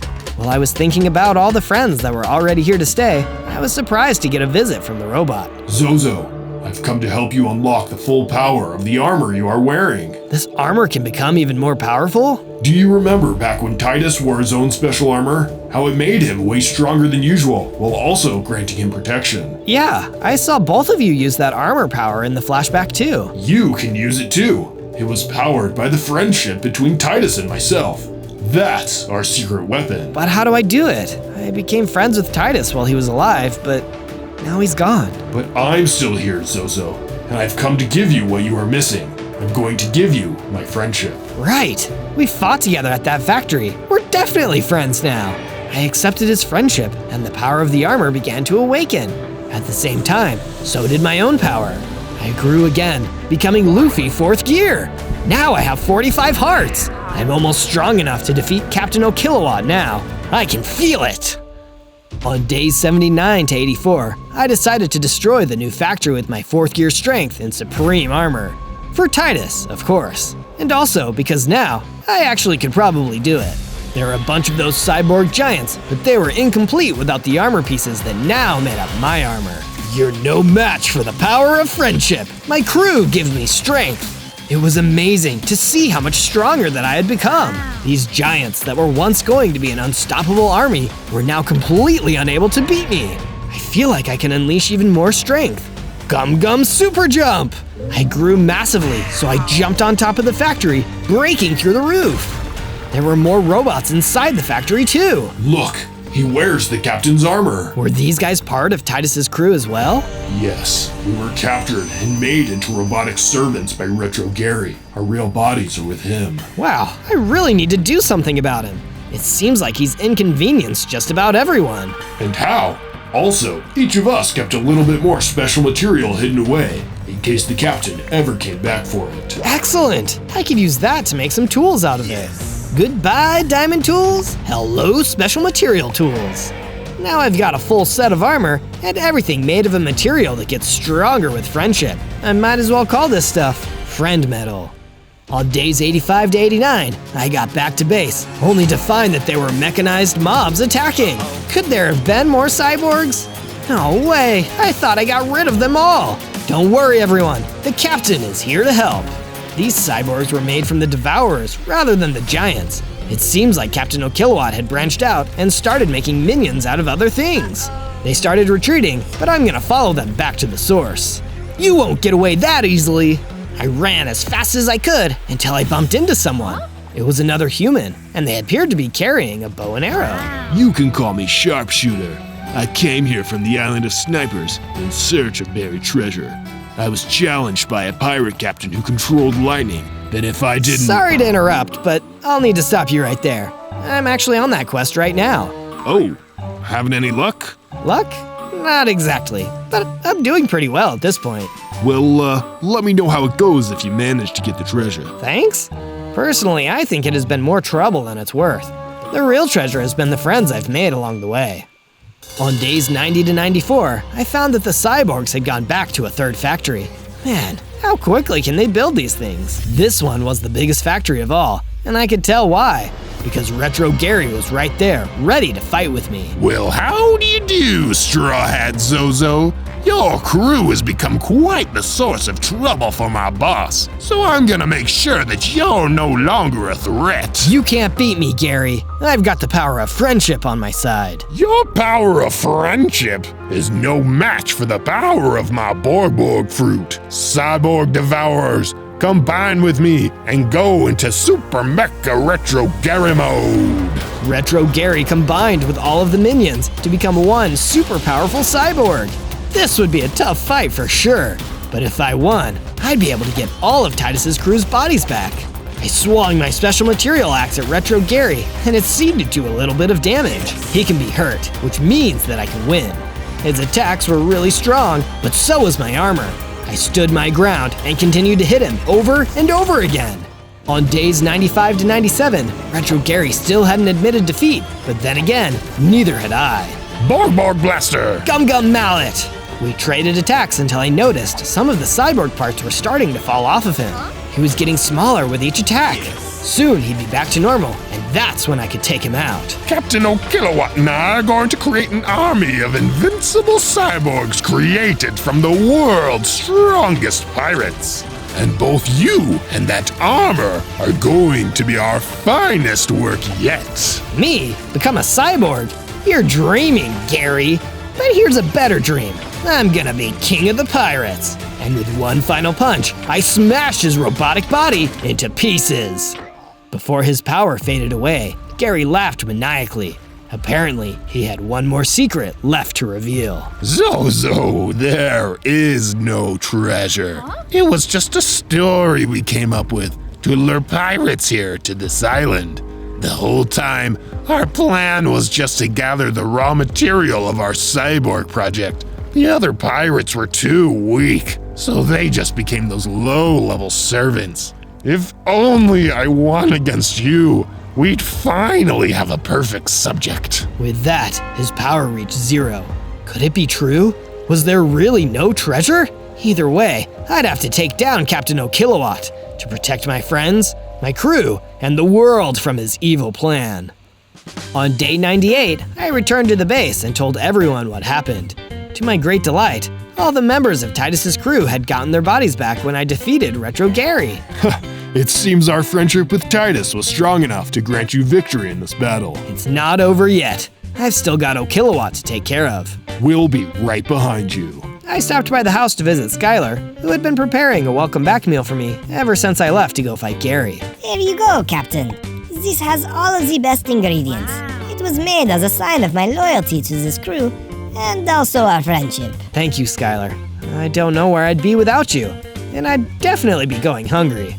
Just then, Jovi and the mummy approached. It seems you made good use of all that special material. It wasn't the material, Jovi. Captain Zozo's courage is what allowed him to defeat Retro Gary. If I'm being honest, I think it was a little bit of both of you guys. It was material. No, it was courage. Material. Courage. Okay, guys. I get it. Just stop fighting. I was so thankful to see that everybody was safe and sound after the cyborg attack on the base. Well, almost everybody. There was still one important friend that I had to go see. On day 99, I headed back towards the destroyed village where everything had begun almost 100 days ago. That was the place where Captain O'Kilowatt had challenged me, but now it would be the place that I would challenge him. But before that could happen, I remembered to walk through the tropical forest and say hello to Stan. Hey, Zozo, it's your toucan man, Stan.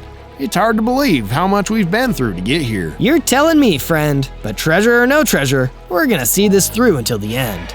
Somehow I knew you'd be the pirate to save us all. I knew it from the moment you set foot on this island. Stan and I walked together to the starting point and saw that Captain O'Kilowatt hadn't shown up alone. Your time is almost up, Zozo. You may have defeated Gary, but I still have a few more giant cyborgs left. And once I juice them up with my full lightning power, they will be invincible. Yeah, right. That was Skylar's voice. She was here, and so was the rest of the crew. We've got this, Captain. We'll take on the giants while you settle things with Captain O'Kilowatt.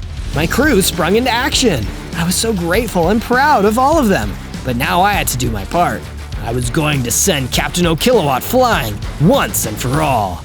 He flew away into the clouds. By grabbing onto Stan, the two of us flew upward into his last retreat. On day 100, I landed on the Cloud City Island and came face to face with Captain O'Kilowatt. You shouldn't have lied about the treasure, or turned people into cyborgs, or destroyed Anubis, or all the other evil things you did. You're a really bad captain, you know that? Oh, spare me. We're pirates. We're supposed to be the bad guys. We steal things. We're selfish. And we don't let something like friendship stop us from reaching our goals. That's where you're wrong, O'Kilowatt. I won't even call you a captain anymore. You're just the guy I need to beat before I become the king of the pirates. King of the pirates. Ha! Keep dreaming. I will. I'll never stop dreaming. I'll never give up. And I'll never let you hurt anyone else. We charged at each other and began our greatest battle yet. His lightning bolts were as potent as ever, but with my courage to guide me, I pushed through. I channeled my inner anger and suddenly grew in size. Then I landed a 4-gear punch on him. He looked like that really hurt. Guess he wasn't as tough as I thought. He was just really good at dodging. He was at the edge of the cloud, and I punched him super hard, sending him flying to another smaller cloud. I used my Gum Gum super jump ability to get to him. One more attack like that, and you're done. You'll never hit me again. I'm going to destroy this cloud with me lightning powers. Feel the storm. Sure enough, the clouds began to fall away beneath me. You can't make me fall. Too bad I had nowhere else to jump. This left me as an open target, and O'Kilowatt launched everything he had at me. This be the end, Zozo. No, it's the beginning of my dinner. I pulled out Skylar's welcome back meal and ate it. My health and hunger were instantly restored. Yummy! What? Good food from a good friend can weather any storm. You still can't hit me. Over here, Zappy! Stan flapped around near the bad guy's head. That was the only chance I needed. I jumped off my platform and smacked him in the face. Bye-bye, Gum Gum Fist! That did it! O'Kilowatt was sent flying into the distance, never to be seen again. As I fell back towards the ground, I smiled, because I knew there was no way this was the end. My entire crew sat on a trampoline made of cloud blocks to catch me. I landed safely among all my friends. They were the real treasure, one that could never be buried. And as Pirate King, I treasure them always. On day 1, I spawned into the jungle as Ant-Man, everyone's favorite size-shifting superhero.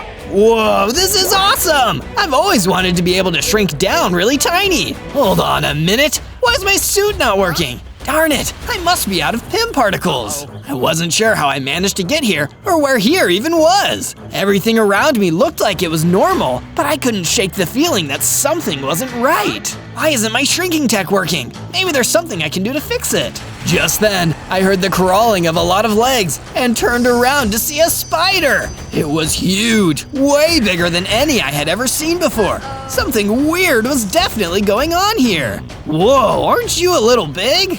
Then there came the horrible noise of something whirring loudly, and it was coming closer and closer. I could see a huge, vicious-looking creature coming straight towards me. It looked like a huge head with much smaller arms. Well, well, isn't that the question of the day? Are you sure it's not you who's a little smaller than normal? Huh, that is a good question. I suppose I don't feel any smaller than I normally do, but then, if I was, how would I know? Why don't I save you the trouble then? You are indeed much smaller than normal, and it was by my hand that you were shrunk down to a more manageable size. Hey, that hardly seems fair. You can't just go around shrinking people. Who the heck are you anyway? I am MODOK. Cower before me, Zozo, for you're trapped here in my miniverse. Miniverse? Oh no, like a tiny universe? Precisely. Here, I'm in charge. Nothing is its normal size, and now you're trapped here. But let's give you a challenge, shall we? If you can make it out of the miniverse within 100 days, I'll let you go free. But if not, then you'll be trapped in my tiny world forever. And you think getting out will be easy? Think again!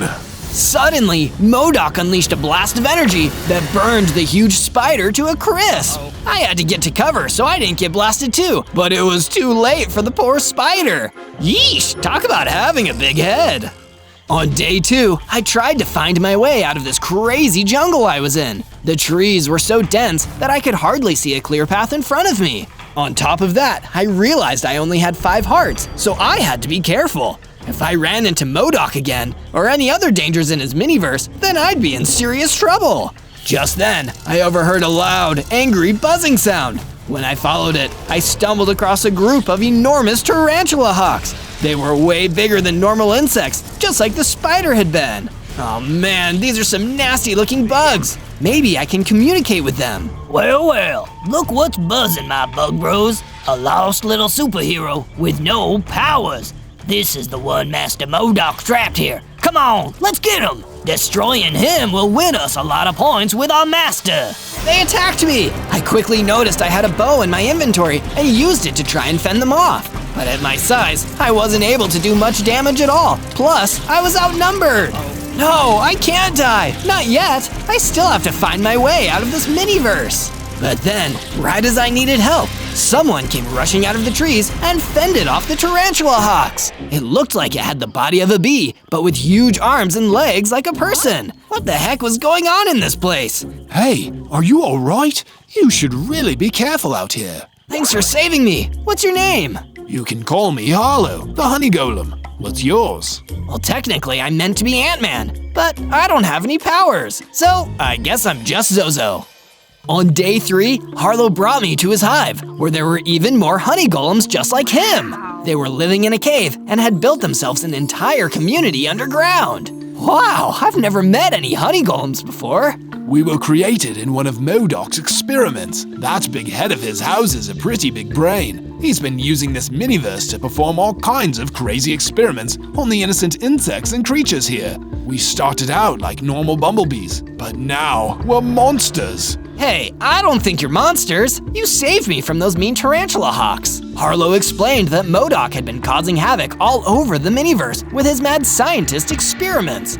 I told him that I needed to find my way out of there before my 100 days were over. You need to get out of here, I understand, but you're going to need some help if you have any chance of escaping the miniverse. So how about I tag along to assist you? Wow, thank you so much, Harlow. But wait, how are you gonna help me get out of here? Well, let me cut you a deal. You want to be freed from the miniverse, and I want the miniverse to be free from MODOK. So, how about we team up? I'll come with you. It can be dangerous, but I know my way around, so I can navigate and provide protection. And in return, you can build up your strength so we can stop MODOK's schemes. Once that's done, I'm sure we'll find a way to get you out of here. What do you say? Okay, sure. If we can take down that big-headed bad guy and get me out of here, then that would be amazing. Then we better get to it. MODOK is ruthless, and he's left plenty of his experiments running wild out there. They'll do anything he wants. So Harlow and I headed out as a team. On days 4 through 5, we made a start on gathering some resources and building up my strength for the fight ahead. I punched some trees and gathered enough wood to make a crafting bench. Afterwards, I made myself a set of wooden tools. Then, Harlow showed me a cave where I could mine for cobblestone, and then I used that to craft a set of stone tools as quickly as possible. Harlow and I then explored a bit and eventually found a spot where we could build our base on. We were pretty far from the honey golem's underground city, so I built a room for both Harlow and I to stay in using the materials I had been gathering. It's not exactly the Avengers Tower or the Baxter Building, but it's a start at least. Hopefully, we won't have any trouble from MODOK and his experiments bothering us while we're here. Just as I had finished up, Harlow brought some food that he'd managed to find for us. He wasn't kidding. He really knew his way around the miniverse. I ate some, and when I did, I quickly gained 10 hearts for a total of 15 hearts. Look at that! You got a little bigger too. At this rate, I'll be tough enough to take on MODOK in no time. Let's not get ahead of ourselves just yet, but I'm sure you'll get your chance soon. With our new base already, night was beginning to fall, so Harlow and I settled in for some much-needed sleep. On days 6 through 8, Harlow and I went exploring, searching for some more materials to craft new items and maybe even upgrade our base. Harlow led the way as we headed back towards the jungle area, being careful we didn't run into any more of those awful tarantula hawks, or something even worse. Soon, we found a jungle spider who was being terrorized by creepers. At first, we thought they were just normal creepers, but there was something wrong about them. They had longer, freakier legs. They were mutants, made during one of MODOK's mad experiments. Hey, leave that spider alone! They didn't listen, so I started firing arrows at them using my bow. I scored a few direct hits, and it angered the mutant creepers. Luckily for me though, Harlow had my back, so as they came charging at us, we were ready for a battle! Even with my weapons and Harlow's strength combined, our fight with the mutant creepers was still a tough one. They were much stronger than your average creepers. But with a few well-placed shots, and with Harlow's strength, we were eventually able to overpower them before they managed to explode. We went to check that the spider was okay. Thank you both for your help. My name is Jupe, the jungle spider. Whoa, spiders can talk here. What do you mean? Harlow, you mean you can't hear Jupe? Oh, of course, my Ant-Man helmet. It must be allowing me to talk with bugs. I hate to ask, but there's another of MODOK's experiments nearby. I'm far too weak to fight it, but maybe you could beat the beastly thing? Leave it to me. Zozo, you guys go on ahead. I'm going to go back to the base to collect some more supplies.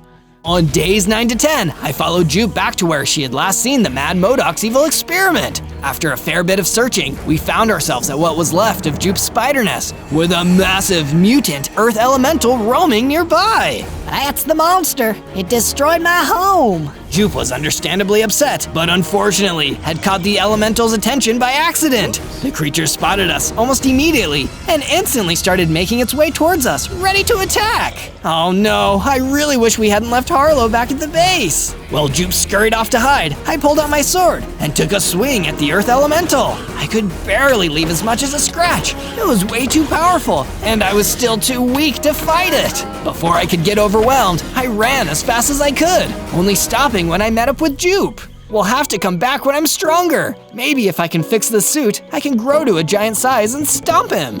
I'm sure you will, but in the meantime, what should I do? I have nowhere to go now that this monster has ruined my home. Well, for the time being, you're welcome to stay at my base with me and Harlow.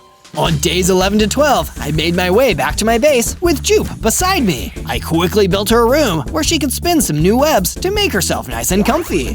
Thank you for coming to help me, and for taking me in, Ant-Man. Most people would see a spider my size and be terrified. That's okay. I'm glad I can understand you through this helmet. How did you get to that size? Did it have anything to do with MODOK? Oh, MODOK, that horrible madman. He's been toying with everything here in this miniverse. He alters sizes, creates new creatures whenever he feels like it, then abandons them if they won't fight for him. We'll never be at peace until someone puts an end to his schemes. Sounds like a job for me. After I had talked with Jupe, I went out and mined for some more materials. I hadn't had a chance to gather anything since fighting the elemental. I managed to come across iron and coal, so I made a furnace to smelt the iron and crafted some iron tools and boots. After all that work, nighttime was approaching, so I had to move quickly if I wanted to take advantage of the last moments of daylight. Walking a short way from my base, I found gravel and began to dig for flint, then kept that in my inventory. On days 13 to 15, I was feeling eager to get stronger and to see if I could get my powers back, so I spoke to Harlow for his advice. Well, I only became this strong because of MODOK's experiments. But you should probably try training. I hear that's what a lot of superheroes do. Practice does make perfect after all. I guess that's worth a shot. I then went out in search of some of MODOK's lower-level cronies to fight. After a bit of traveling, I ended up finding myself in a forest. There were strange creatures flying about in the air, and they were a lot smaller than most other mobs I had seen. But what these dark leeches lacked in size, they made up for in numbers. Okay then, let's take you on. I launched into an attack, wielding an iron sword I had crafted. The dark leeches swarmed me, but I knew that the best way to attack them was up close. They were too small for me to pick off from a distance with my bow and arrows. They were fast, but each one could be slashed down with ease. I just had to be careful not to get bitten by any of them. After a lot of swinging my sword about, I managed to defeat the swarm of dark leeches and come away victorious. The dead leeches dropped some healing potions. Whoa, now this should definitely come in handy. I used the healing potions, and to my surprise, it caused me to gain a few more hearts. Well, I guess that just happened. On days 16 to 19, after beating those dark leeches, I decided to go off exploring a bit more to keep building my strength up. During my travels, I stumbled upon a village, but when I went to take a closer look, there was nobody around to be seen. I searched all the buildings. However, none of the villagers were in their homes. I wonder what happened here. Where did everybody go? You should not have come here. Ah! You scared me! It was the ghost of an ordinary villager. No wonder I couldn't find anyone here. Something bad must have happened to them. It is not safe here. You must leave while you still can. What do you mean? What happened to you?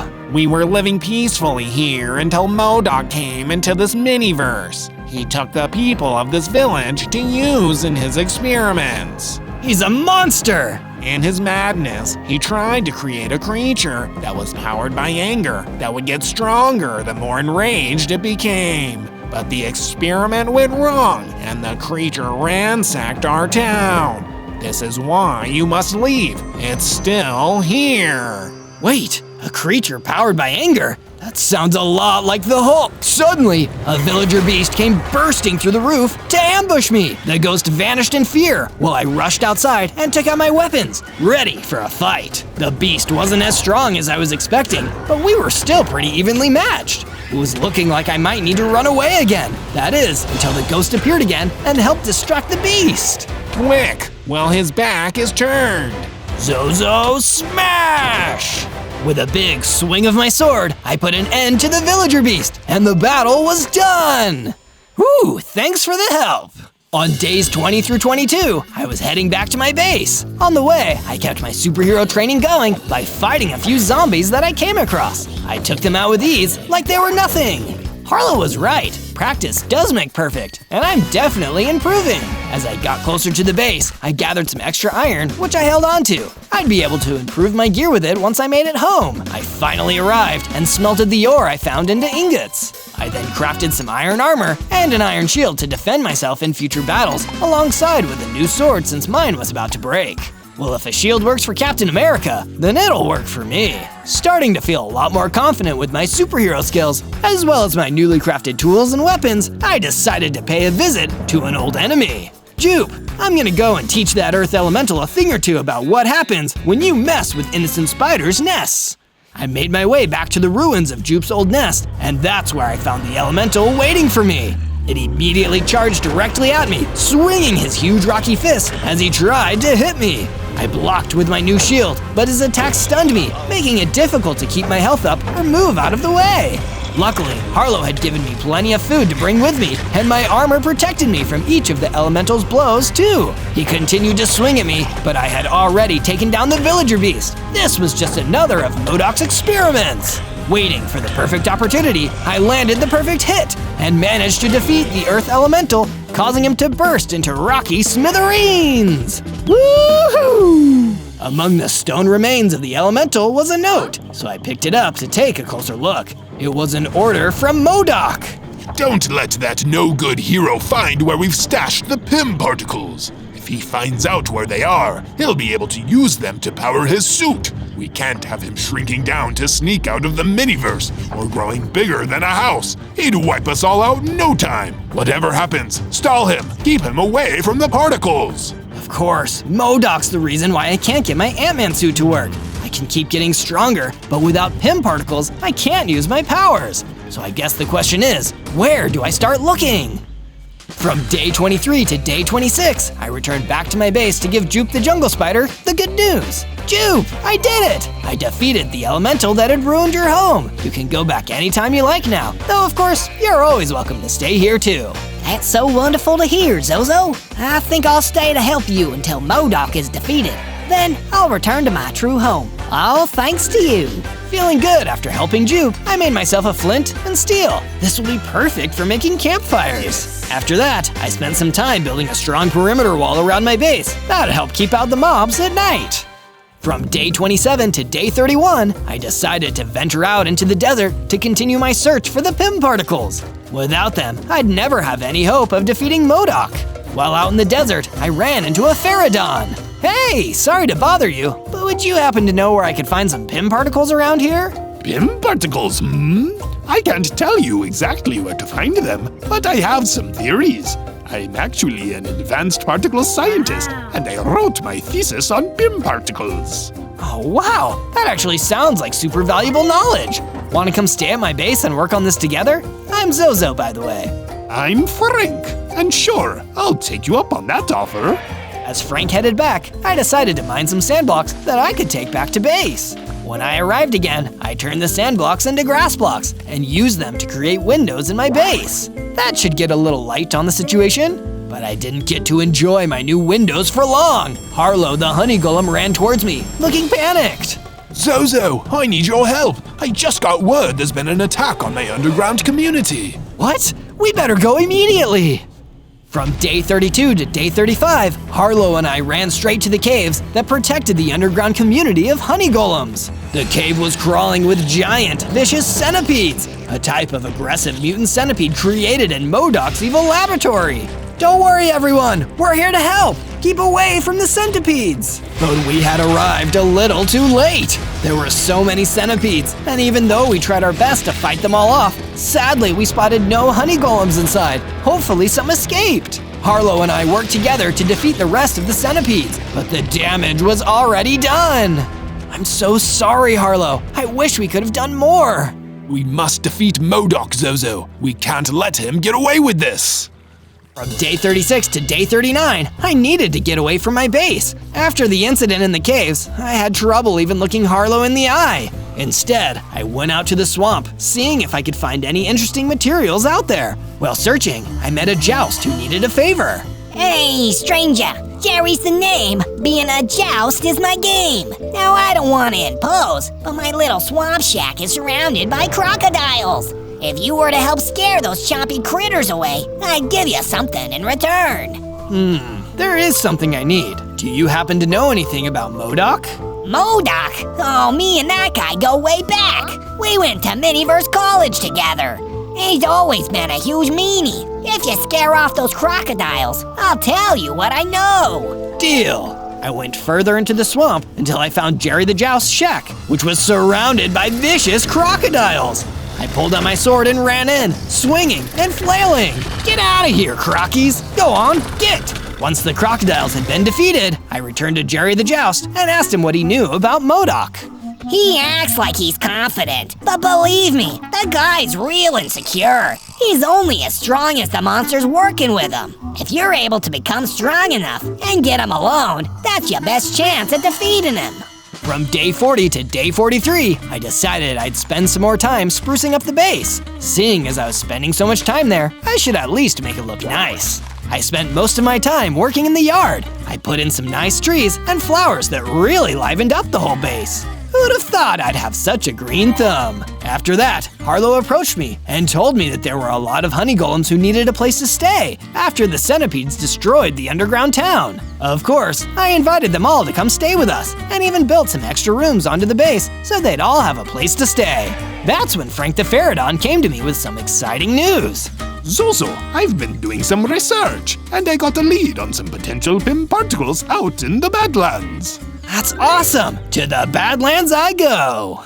From day 44 to day 49, I went out to the Badlands in search of the PIM particles that could give me my powers back. Instead, I found MODOK and one of the freakiest looking minions in his roster, the floating, bug-eyed Beholder! Looking for PIM particles, Zozo? As a matter of fact, I am. So if you'd kindly step out of my way, I'm gonna keep searching.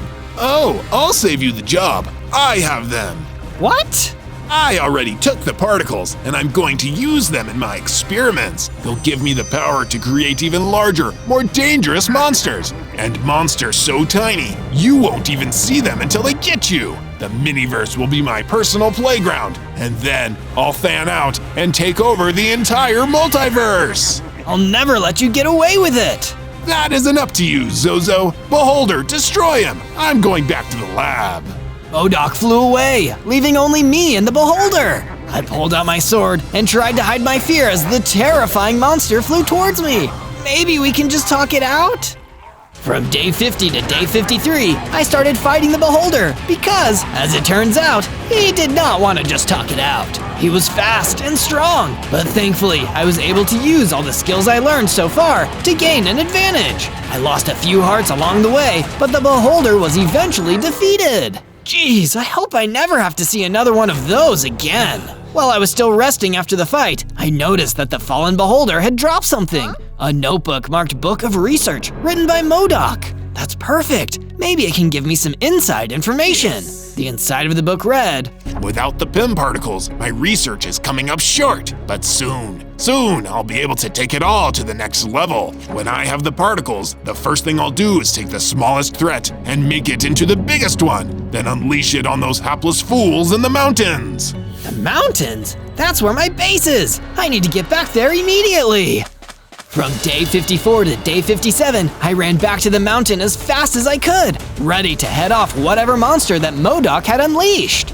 And the last thing I could have expected was a giant enterophage rampaging through the mountains. Its size must have been massively enhanced by PIM particles. I don't even want to know what kind of ender flu that monster would give you. I tried to attack its legs, but that didn't seem to have any effect. Its head was its only weakness, but I didn't know how to get at it. And what's more, from the direction it was heading, it was going straight towards my base. Think, Zozo, think! Wait, I have an idea! I ran ahead of the giant enterophage's path and started desperately digging a pit into the ground. As the giant enterophage approached, it fell into the pit, putting its head at eye level with me. Time to cure this walking virus. With one strike of my sword, the giant enterophage was defeated, and it dropped some PIM particles into the pit. At long last, they were mine. I collected the particles and went straight back to my base, where I figured Frank the Pterodon would know what to do with them. You found the PIM particles. This is amazing. So can I use them to change my size? No, not yet. Leave them with me, Zozo. I'll refine them and get them ready for use. You'll be ready to take the fight to MODOK in no time.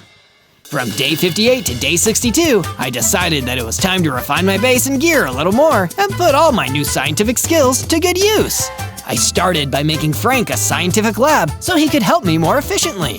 After that, I did improvements to my room, adding more chests and forges and making it feel more fit for me. It's like having my own little laboratory. Think Pim would be so proud. Then, I made my way to a nearby diamond mine and took all the diamonds I collected back to the crafting room so I could upgrade my gear. I made a full set of diamond armor to help protect the fragile technology of my suit and a diamond sword to help me pack a punch. But even though my equipment had never been cooler, my base was looking a little gloomy. To spruce it up, I added some new couches so me and the boys could relax. This has got to be the coolest base in the miniverse now! From day 63 to day 66, Harlow the honey golem approached me at the base with a cool idea. Zozo, I think it's important to get as many allies as we can when fighting MODOK. We have no idea how many mutants and monsters he's created out there, so we need to get a team of our own. That's a really good point, Harlow. Where do you think would be a good place to look for more allies? Try the forest. I bet MODOK's goons have hassled a lot of creatures up there. They'll probably be eager to sign up. Harlow was right. I needed to leave the base and venture over to the forest where I could find new potential team members for our anti-MODOK movement. But the forest was way bigger than I thought, so I was searching for a whole day without finding anything. I hope this whole thing wasn't a waste of time. I can't afford to waste any of my 100 days to get out of the miniverse. My thoughts were interrupted by a huge figure running through the forest towards me, a Polypham. I pulled out my sword in a panic and prepared for a fight, but the Polypham stopped. He wasn't here to fight me. Please, kind stranger, my name is Peter, and I was playing with my son out in the forest when suddenly a monster attacked and took him. I need help to save my son. Will you help me? Of course I'll help you, Peter. I'm Zozo. You lead the way. From day 67 to day 70, I followed Peter Polypham deep into the dark forest. It didn't take long for us to find exactly what we were looking for. Peter's son, a baby Polypham, being chased around the forest by a scary, buzzing, warped Mosco. That looks exactly like one of MODOK's experiments. MODOK? He's the supervillain that made all the mutant creatures around here. Stand back, Peter. I'll take care of this one. I pulled out my sword and ran in, getting the warped Mosco's attention and distracting him from attacking Peter's son. The nasty mutant attacked me and we started to fight. Didn't anyone ever teach you not to pick on kids, Mosco? Every time he hit me with his powerful Mosco arms, I could feel my health going down, but I needed to keep fighting for Peter and his son's sake. It was a hard battle, but in the end, the warped Mosco was defeated, and father and son were together again. You did me and my son a great service, Zozo. One day, in your hour of need, I will repay you for this. No problem, man. It's just what heroes do.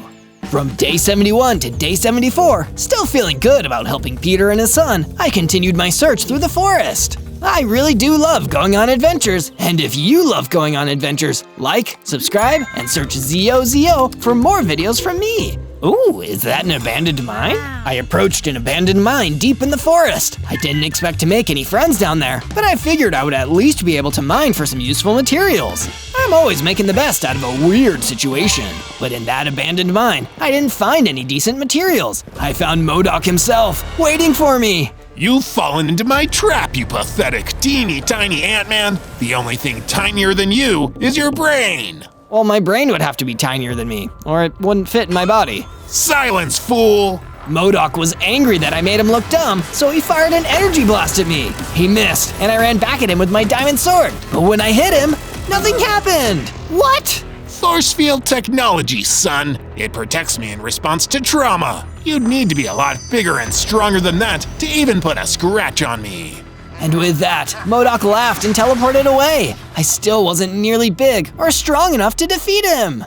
From day 75 to day 78, I returned to my base, feeling glum after not being able to defeat MODOK yet again. Maybe if I make some defenses, that'll make me feel better. I decided to create a few guardhouses so that I would feel more at ease, and my friends would be able to seek refuge on whatever side of the base they happened to be at. Building is so cool. As if on cue, Frank the Pterodon approached me. I agree, Zozo, and it's thanks to some good, old-fashioned science that I've finally been able to refine these PIM particles and upgrade your suit so that it can do what it always should have done. You mean I'll be able to change size now? I won't just be a mini Ant-Man? Exactly, Zozo. Give it a whirl. I activated my refined PIM particles and felt myself growing to my proper height, at long last, complete with double the hearts. It feels good to be back, Frank. From day 79 to day 84, seeing as I was back to my full strength, I wanted to go and settle some old scores. First, I went deep into the jungle and encountered some old enemies, some of the tarantula hawks that were bothering me and my friends when I was tiny. Hey, look, it's the Pipsqueak. Oh, wait, he doesn't seem like such a Pipsqueak anymore. Thank you for noticing. I fought the tarantula hawks who had once been such a challenge with my new strength and my diamond sword. Within a few minutes, they were all defeated. I went on the rest of my journey with my head still high. On my travels, I ran into a mad scientist doing some research deep in the jungle. Hello there, I'm Mike, the local mad scientist. I'm conducting a wildlife survey. What are you doing here? Oh, I'm Zozo. Nice to meet you, Mike. I've just been testing out my new PIM particles. They help me change my size at will. I can get bigger or smaller. That sounds fascinating. Would you mind telling me more about this for my research? Not at all. I spoke to Mike the mad scientist for a while, explaining to him exactly how the particles worked and how my suit used them. All the while, he looked super interested and made notes. In the end, he was so thankful, he gave me an enchantment he'd crafted that would increase the damage of my sword. My luck looked like it was finally turning around. From day 85 to day 89, my luck turned around again, for the worst. I returned to my base, only to find it being attacked by a gang of water elementals working for MODOK. I just can't catch a break around here. I pulled out my diamond sword and ran in to fight. I didn't want to use the full power of my PIM particles just yet, because I knew I'd need them to take on MODOK himself. So I fought the water elementals the old-fashioned way.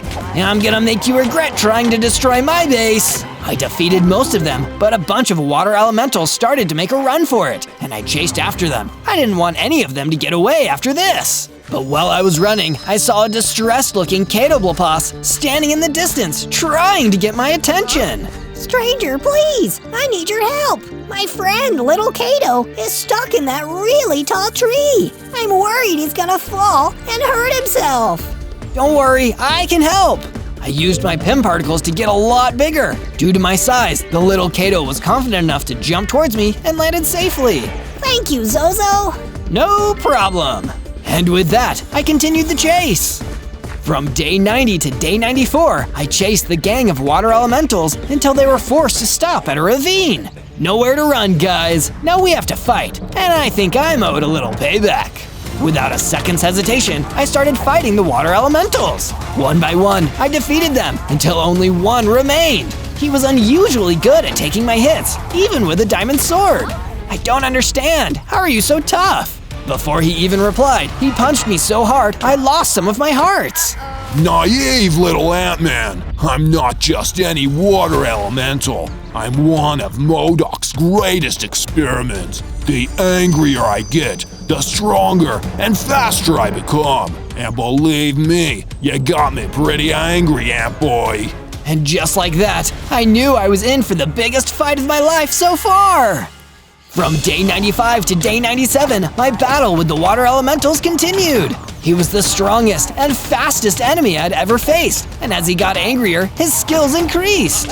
Face it, Zozo, you're outmatched. I'm going to crush you like an ant. I clearly couldn't defeat him like this. I needed a new strategy, but how could I defeat someone who got tougher as they got angrier? Wait, I have it! I needed to calm down. That way, he'd be weak enough to lose. I just needed to calm him down. Water Elemental, imagine rainbows and puppies. I don't know what you're trying to do, Ant Boy, but it won't work. Think about calming waterfalls and the smell of fresh-cut grass. Think about relaxing at the end of the day and watching your favorite TV show. No, how dare you? You can't do this to me. I'm getting calmer. Think about getting to sleep in late on a Saturday. Think about getting a massage and drinking some herbal tea. Think about meditating in the middle of a meadow filled with dandelions. Blast it! I've never felt so calm. I finally used my Pym particles in combat, becoming tiny and attacking the water elemental with great speed, making me even stronger. It only took one hit like that, and the water elemental was pushed into a corner. He dropped something. It looked like a map. Wait, is this a map directly to MODOK's secret laboratory? Why would you even have this on you? You work for the guy. I have a terrible sense of direction, okay? But it doesn't matter. You may have defeated me, but you'll never defeat MODOK. He's got the biggest brain in the miniverse. Yeah, and the smallest heart. I'm gonna defeat MODOK if it's the last thing I do. And with that, the water elemental vanished.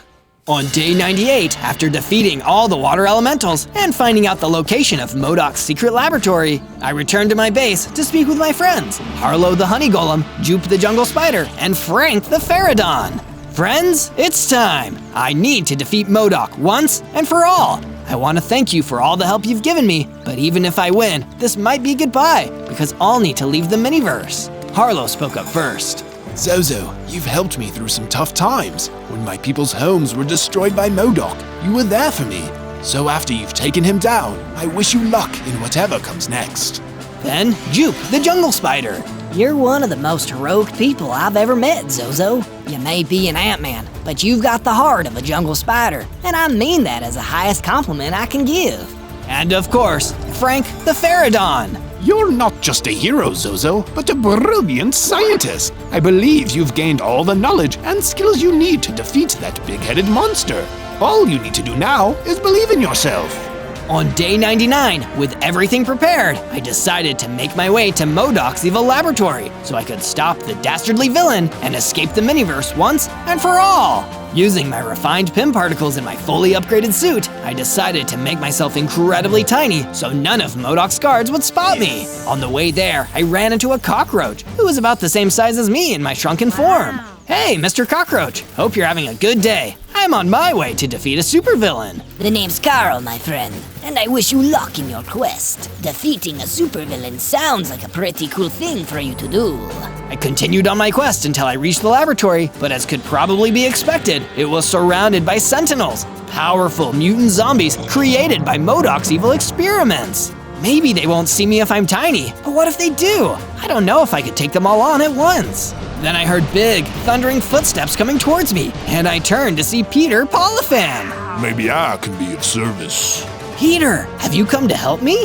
Sure have, Zozo. You helped me save my kid, so now I'm gonna help you stop your supervillain. I'll distract those doofy mutant zombies. You head in there, and you bring the big boss down. You got it, Peter. Let's end this thing. On day 100, I ran past the gang of mutant zombies while Peter Polypham distracted them and entered MODOK's evil laboratory. The big-headed bad guy himself was waiting for me as soon as I came in.